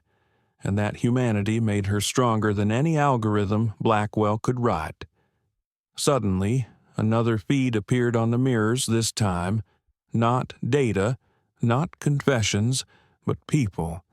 Passengers holding handmade signs in airports across the country. We fly with Naomi. Truth belongs in the skies. No more watchtower. Naomi's throat tightened. She hadn't asked for this. She hadn't sought to be a movement, but the movement had found her. Ruiz touched her shoulder. They see you. That's why Blackwell can't win. He can erase files, but he can't erase faith. The younger official leaned forward, voice hushed. Dr. Sinclair, what if you're arrested tonight? What happens then? Naomi met his eyes. Then someone else carries it. That's how truth works. It doesn't end with one person. It multiplies. Outside. The chants swelled again, echoing even through the thick walls. Guardians of the skies. Never again in the skies. Naomi closed her eyes briefly, letting the sound steady her. When she opened them, the storm in her heart had quieted into resolve. She rose from her chair, her voice carrying through the chamber. We are past the point of secrecy. Blackwell wants to weaponize silence. We answer with truth. We answer with solidarity. And tonight, we draw the line. Kane stood as well, surprising everyone. Then, let's draw it together. The officials slowly rose, some reluctantly, others with newfound conviction. For the first time, the chamber looked less like a war room and more like a place where history could shift. Naomi knew the cost of silence had been too high for too long. Now it was time to show the world that speaking carried a different kind of power, one Blackwell could never code, never buy, never own. The chamber's tension thickened as midnight crept closer. Outside, the chants rolled like waves, echoing through the marble walls. Naomi Sinclair could feel the rhythm of the people, their voices stronger than any code she had ever written. But inside, fractures were forming. Not everyone welcomed the truth that had been unleashed. Some officials whispered in corners, calculating how to survive the storm. Others stared at the glowing screens as if they might swallow them whole. Secretary Eleanor Kane leaned forward, her palms flat on the table. Dr. Sinclair, the order is ready. All that's left is for the president to sign. But we both know Blackwell won't wait quietly. We need to anticipate his next strike. Naomi's gaze was fixed on the data scrolling across her tablet. He'll fracture before he bends. Blackwell has built his empire on fear.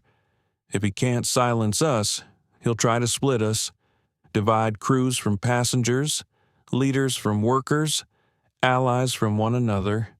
He'll make us doubt. Agent Daniel Ruiz crossed his arms. Then we don't give him the chance. We hold the line together. As if to mock his words, Naomi's tablet pinged again. A live feed opened without her command. Gregory Blackwell appeared. Not in his polished office this time, but in a dim control room, banks of servers humming behind him. His tie was gone, sleeves rolled, the mask of a CEO replaced with the raw glare of a cornered predator. You think you've rallied the people, he spat, his voice low and dangerous. But people are fickle. They'll cheer you tonight, then curse you tomorrow when flights remain grounded, when money vanishes from their pensions, when panic spreads faster than your slogans. Naomi met his gaze coolly.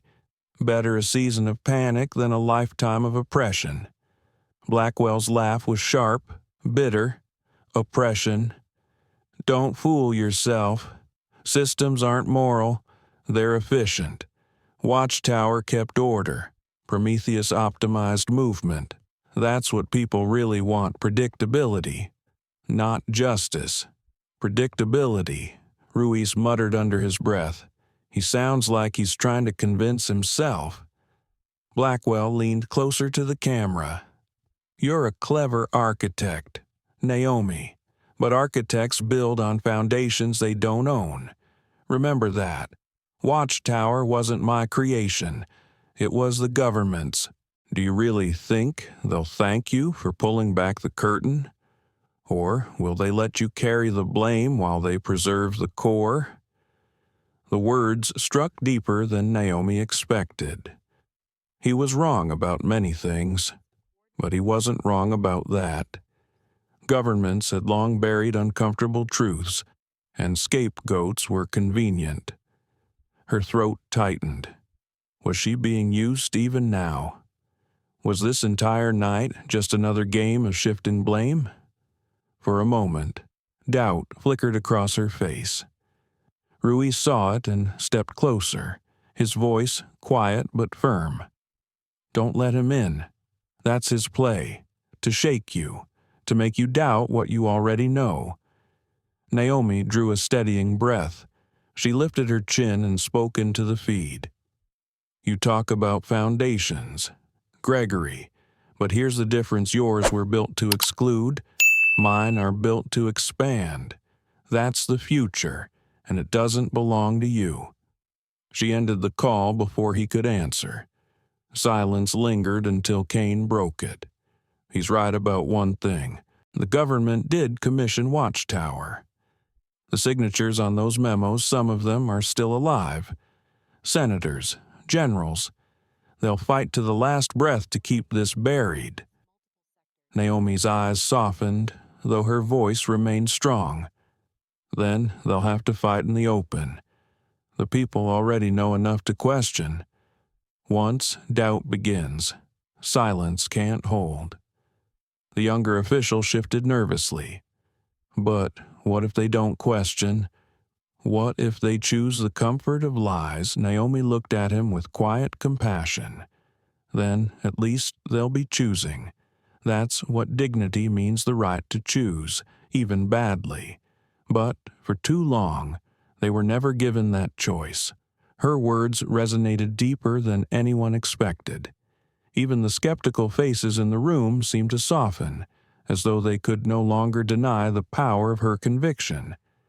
Another alert flared this time, not from Blackwell, but from within the chamber itself. A security breach warning blinked across Naomi's tablet. Unauthorized access attempt, local node. Ruiz's eyes narrowed. That's not Blackwell. That's someone inside. Naomi's stomach tightened. She scanned the logs. The breach attempt had come from a secure terminal within the building. Someone close. Kane barked. Who authorized this? Her staff scrambled, but no one confessed. Naomi realized then what Blackwell meant by fractures. He had allies everywhere, even here. She rose slowly, her voice calm but laced with warning. Whoever is trying to sabotage from within, know this: every keystroke you make is mirrored. Not just to me, but to the people outside.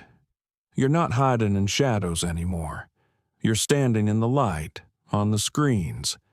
The attempted breach logs appeared for the crowds to see, lines of code tied to an anonymous ID within the federal building. Gasps echoed in airports as ordinary citizens realized betrayal wasn't just corporate, it was governmental. The room fell into a heavy silence. No one moved. Finally, Kane's jaw hardened. Then we root them out. No more half measures. For Naomi, the moment crystallized into clarity. Blackwell's empire wasn't just external. It had grown roots inside every institution. He wasn't merely a man.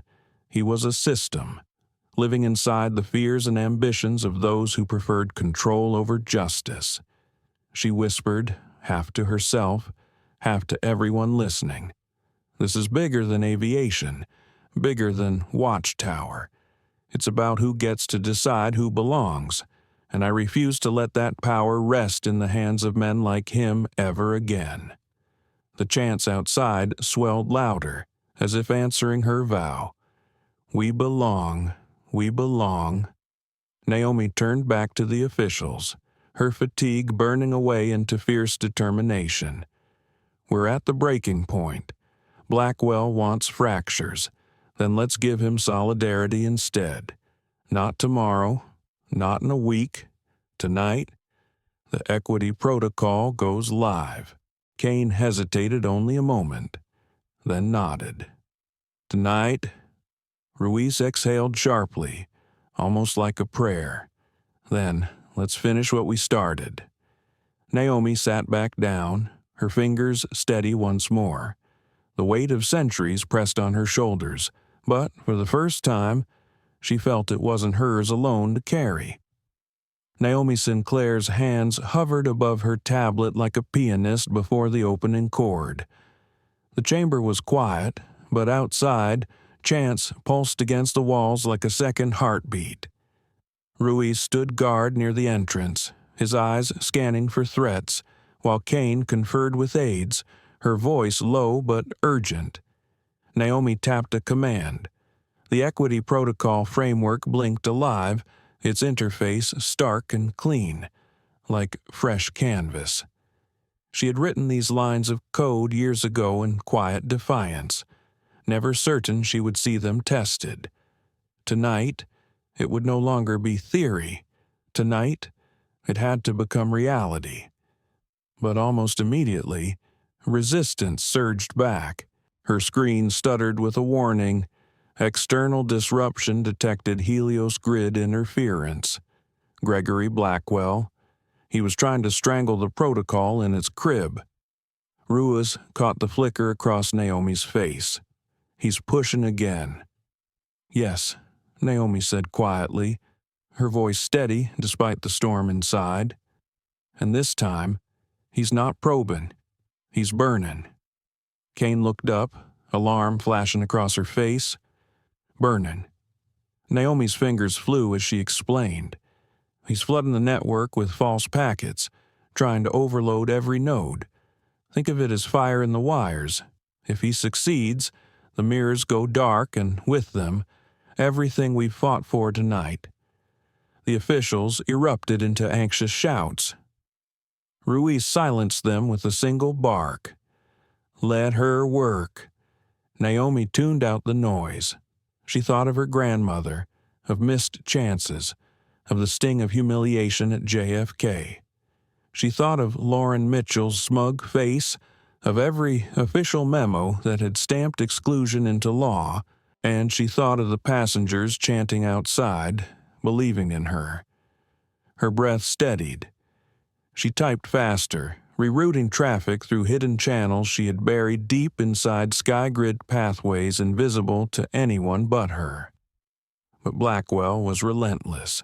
Every time she opened a lane, he blocked it. Every time she lit a path, he doused it. Then, a new feed appeared unbidden on her screen. Blackwell himself, live, sweat glistening on his forehead, his voice sharp with fury. "You think you can outcode me in my own empire?" he snarled.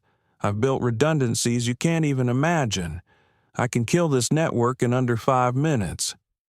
Naomi didn't look up from her work. "Then you've already lost. Because if your empire falls in 5 minutes of truth, it was never strong." Blackwell's jaw tightened. "You mistake fragility for design. Control isn't fragile, it's absolute. And tonight, you'll learn that."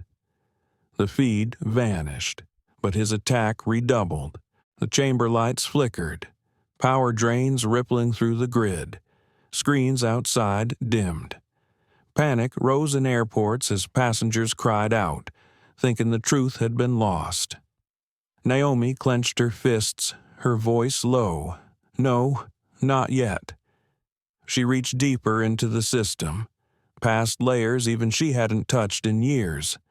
She found the original scaffolding of SkyGrid, the skeleton she had designed before corporate contracts twisted it. There, untouched, were the purest lines of code. Uncorrupted. Honest, Naomi whispered to herself. You can't erase the foundation I built.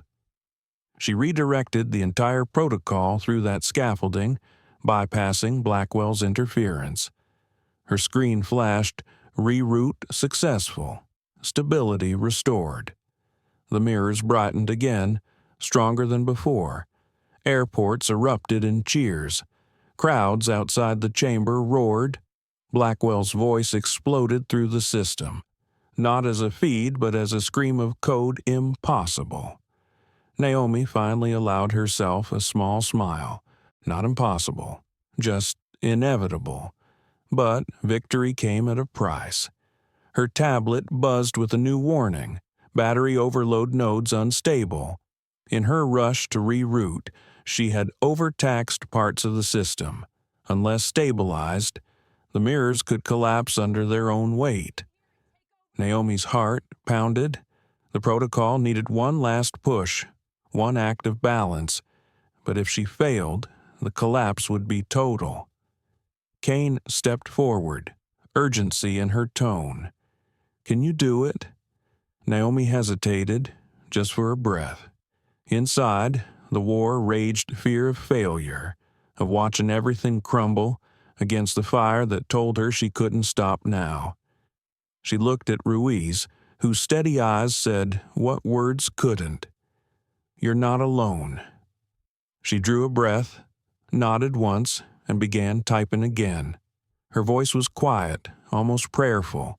For everyone who was told they didn't belong, for everyone who was made small. This is for them.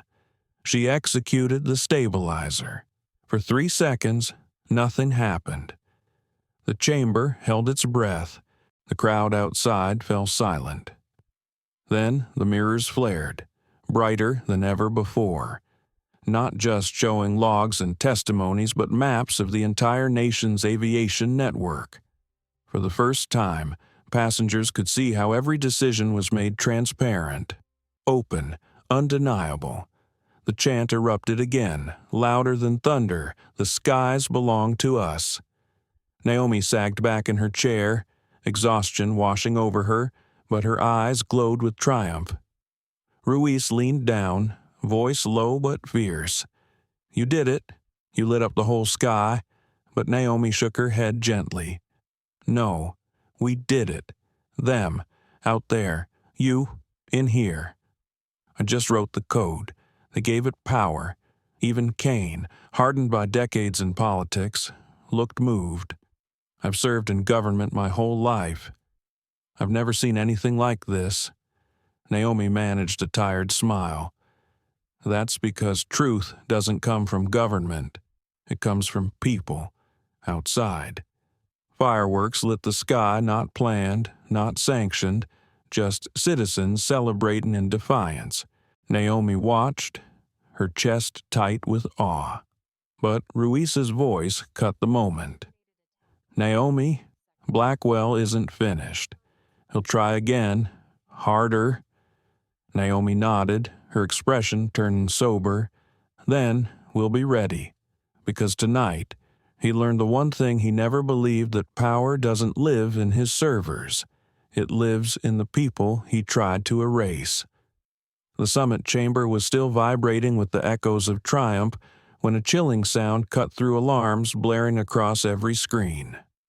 Naomi Sinclair jolted upright, fatigue forgotten, as her tablet flashed a new message. Critical override detected. Helios Dynamics attempting system seizure. Gregory Blackwell had gone nuclear. The screens lit up with cascading lines of code, darker and heavier than before. He was no longer just trying to block her. He was attempting to seize SkyGrid outright, to rip it away from her hands and bind it to his empire forever. Agent Daniel Ruiz swore under his breath, pulling closer to Naomi's chair. He's not retreating. He's doubling down. Secretary Eleanor Kane's face blanched. If he seizes a grid, he'll rewrite history. He'll erase everything you've exposed tonight. Naomi's mind raced. She had stabilized the mirrors, but stabilization was fragile. Blackwell's override could corrupt everything: truth, evidence, voices gone in minutes. A video feed opened on its own. Blackwell's face filling the largest screen. His eyes burned with fury. His tie loosened. His voice venomous.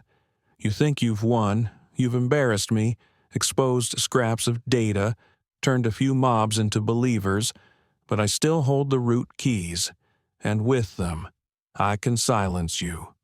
Forever." Naomi met his glare with steady calm. "Gregory, if your empire depends on silencing people, then it's already dead." His laugh was jagged. "You speak like a prophet, but you're nothing but a thief.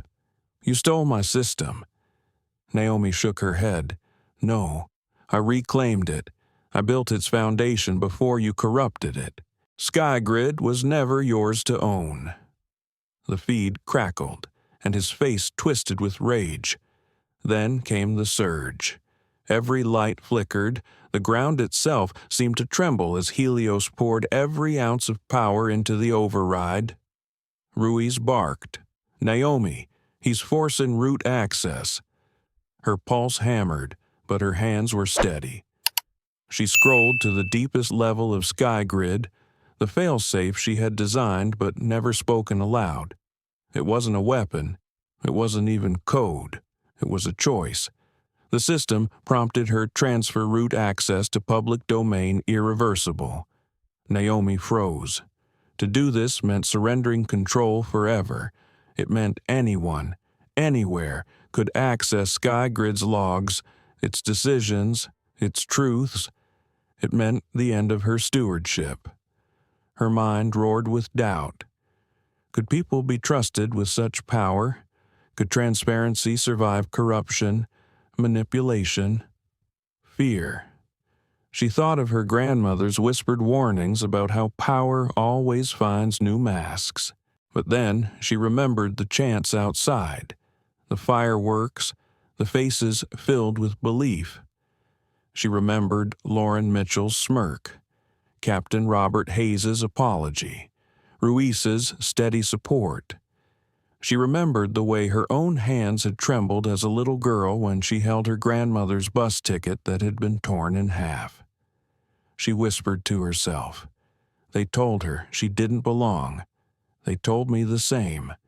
No one will ever hear those words again." Her finger hovered, trembling, then pressed. Confirm. The system screamed to life. Screens flared, but not with Blackwell's code. With people, every passenger, every worker, every traveler who had ever touched SkyGrid saw it, now saw their data, their patterns, their stories, every bias documented, every decision laid bare, no filter, no ownership, just truth. The feed snapped back to Blackwell, his face contorted in disbelief. "What have you done?" Naomi's voice was soft, but it carried through the chamber like thunder. "I gave it back, to them, to all of us." Blackwell slammed his fists on his desk, his composure shattering. "You can't control what they'll do with it. Chaos will tear everything apart." Naomi leaned closer to her mic, eyes unwavering. "Then let it, because chaos born from truth is better than order built on lies." The chamber erupted as messages poured in from airports worldwide. Pilots grounded planes until fair policies were guaranteed. Gate agents refused discriminatory orders. TSA workers walked away from biased checkpoints, and passengers, ordinary citizens, held up their phones, recording, testifying, demanding change. The movement had become unstoppable. Blackwell's voice cracked, desperation replacing arrogance. "You've doomed us all."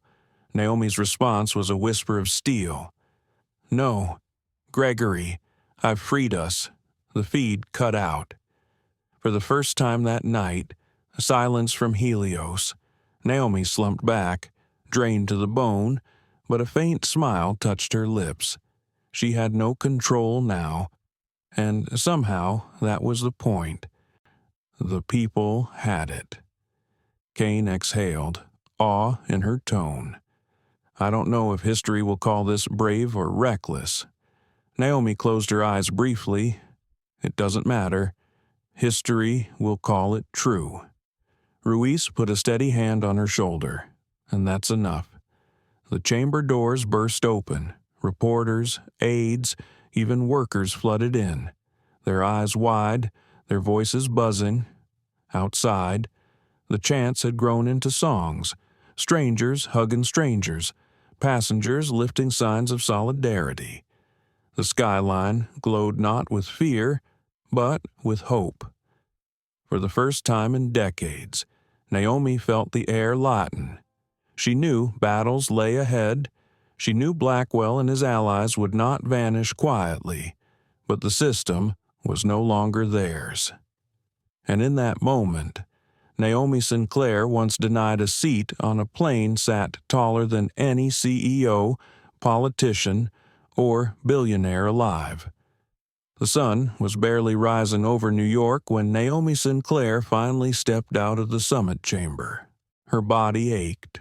Her throat was raw, and her mind was a blur of exhaustion, but her eyes were clear. The sky above JFK shimmered pale gold, planes lined like silent sentinels, waiting for permission to move again. She paused at the top of the steps, taking in the sight of hundreds of people gathered on the pavement below. Passengers, workers, journalists, children perched on their parents' shoulders. They weren't shouting anymore. They were simply waiting quiet, reverent, watching her as though she carried the dawn itself in her hands. Ruiz fell into step beside her, scanning the perimeter. Kane followed, speaking softly into her phone, her words clipped and urgent, but Naomi heard none of it. She only heard the soft hum of the crowd like an ocean holding its breath. A little girl broke free from her mother and ran forward, holding up a folded paper airplane. Naomi knelt, her knees protesting, but her smile gentle. The girl whispered, "Can you make the planes fly again?" Naomi held the paper airplane, tracing its sharp folds. She thought of her grandmother's bus ticket, of the shredded boarding pass at JFK, of the code she had surrendered hours ago. She pressed the paper plane back into the child's hand. "They'll fly," she said softly, "but now they'll fly for everyone." The girl's smile broke open like sunrise. The crowd exhaled as though one body. Inside the chamber, the final alerts were fading. SkyGrid was alive but transformed. No longer corporate property, no longer a secret weapon. It was public, transparent, its flaws bare, its strengths undeniable. Chaos would follow, yes. Disputes, lawsuits, battles in Congress and courtrooms. But truth had been unleashed, and there was no cage strong enough to hold it again. Naomi descended the steps, each footfall heavy but steady. Ruiz shadowed her quietly, and Kane moved ahead, preparing the press line. Reporters surged forward, cameras flashing, microphones raised. "Ms. Sinclair, do you still control SkyGrid?" one shouted. "No," Naomi replied, her voice calm but resolute. "SkyGrid belongs to everyone now, and that's how it should have been all along. Do you regret it?" another called. Naomi paused, considering. The night's doubts, the fear of collapse, the weight of irreversibility, all of it pressed on her chest. But then she looked past the microphones at the workers in orange vests, the flight attendants holding homemade signs, the passengers still singing softly to each other. "No," she said simply. "I regret waiting so long." The answer rippled through the crowd like electricity. From the corner of her eye, Naomi caught sight of Captain Robert Hayes. his uniform pressed, his face etched with years of regret. He walked toward her, stopping just short of the cameras. "I don't deserve to stand here," he said quietly, so only she and Ruiz could hear. "But I wanted you to know I filed my resignation this morning, and I gave the union every record, every order, every moment I failed to stand up. They'll have everything." Naomi studied him. His hands shook, but his eyes held no cowardice now, only weary honesty. She nodded once. "Then maybe this is your first flight toward dignity." His shoulders lifted slightly, as if a weight he had carried for decades had shifted at last. Kane returned, her face pale, but her voice steady. "Naomi, the president's office is demanding a statement. Markets are in chaos. Congress is convening an emergency session. They want you in Washington within the hour." Naomi shook her head gently. "No, let them convene. Let the markets panic. They'll catch up. Right now, I'm exactly where I need to be." Kane frowned. With them, Naomi looked out at the crowd again, their faces lit by the fragile light of dawn. "With us," she corrected. A sudden commotion stirred near the edge of the crowd. Phones buzzed, screens lit up.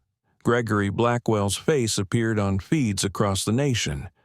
He looked hollow. His once immaculate posture slumped.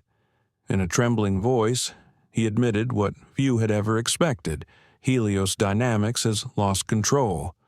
I resign." His words stumbled out, but they were real. "I built my empire on lies, and tonight, those lies were stripped bare. I can't undo the harm, but I will no longer add to it." The crowd erupted, some in cheers, others in stunned silence. Naomi listened, not with triumph, but with a quiet ache.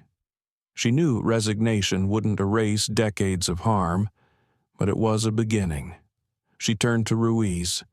It was never about destroying him. It was about freeing the rest of us. Ruiz nodded. "And you did."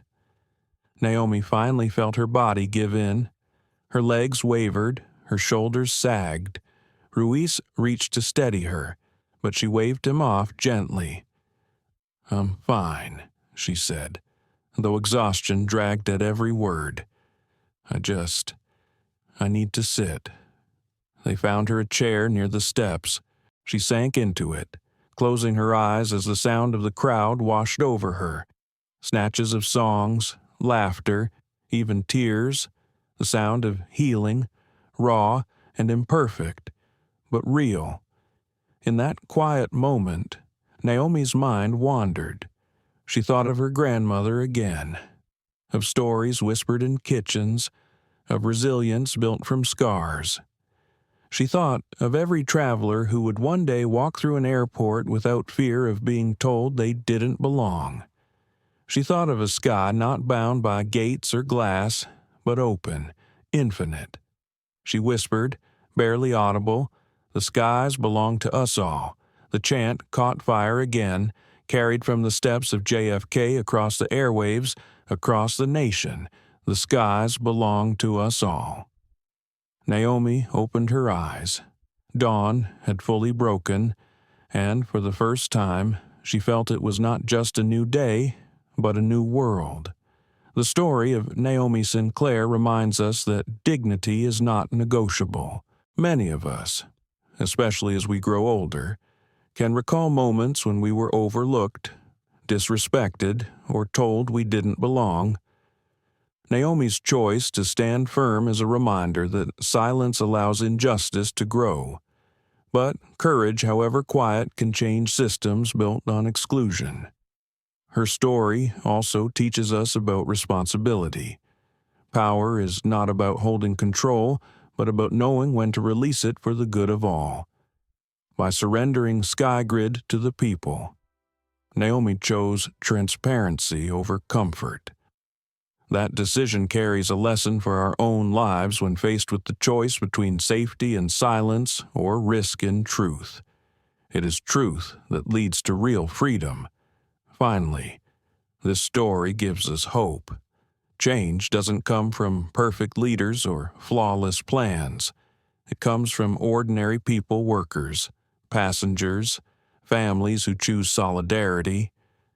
Naomi's revolution began with a single moment of humiliation, but it ended with voices joined together in dignity. That is a legacy we can all live to stand up when told to sit down, and to leave behind a world where the skies and every path in life belong to everyone. Thank you so much for watching and sharing this moment with us. Stories like Naomi's remind us that courage and dignity can change the world, and your support helps keep these stories alive. If this touched you, please take a second to like the video, share it with someone who needs to hear it, and subscribe to the channel so you won't miss what comes next. Together, let's keep building a community where every voice matters.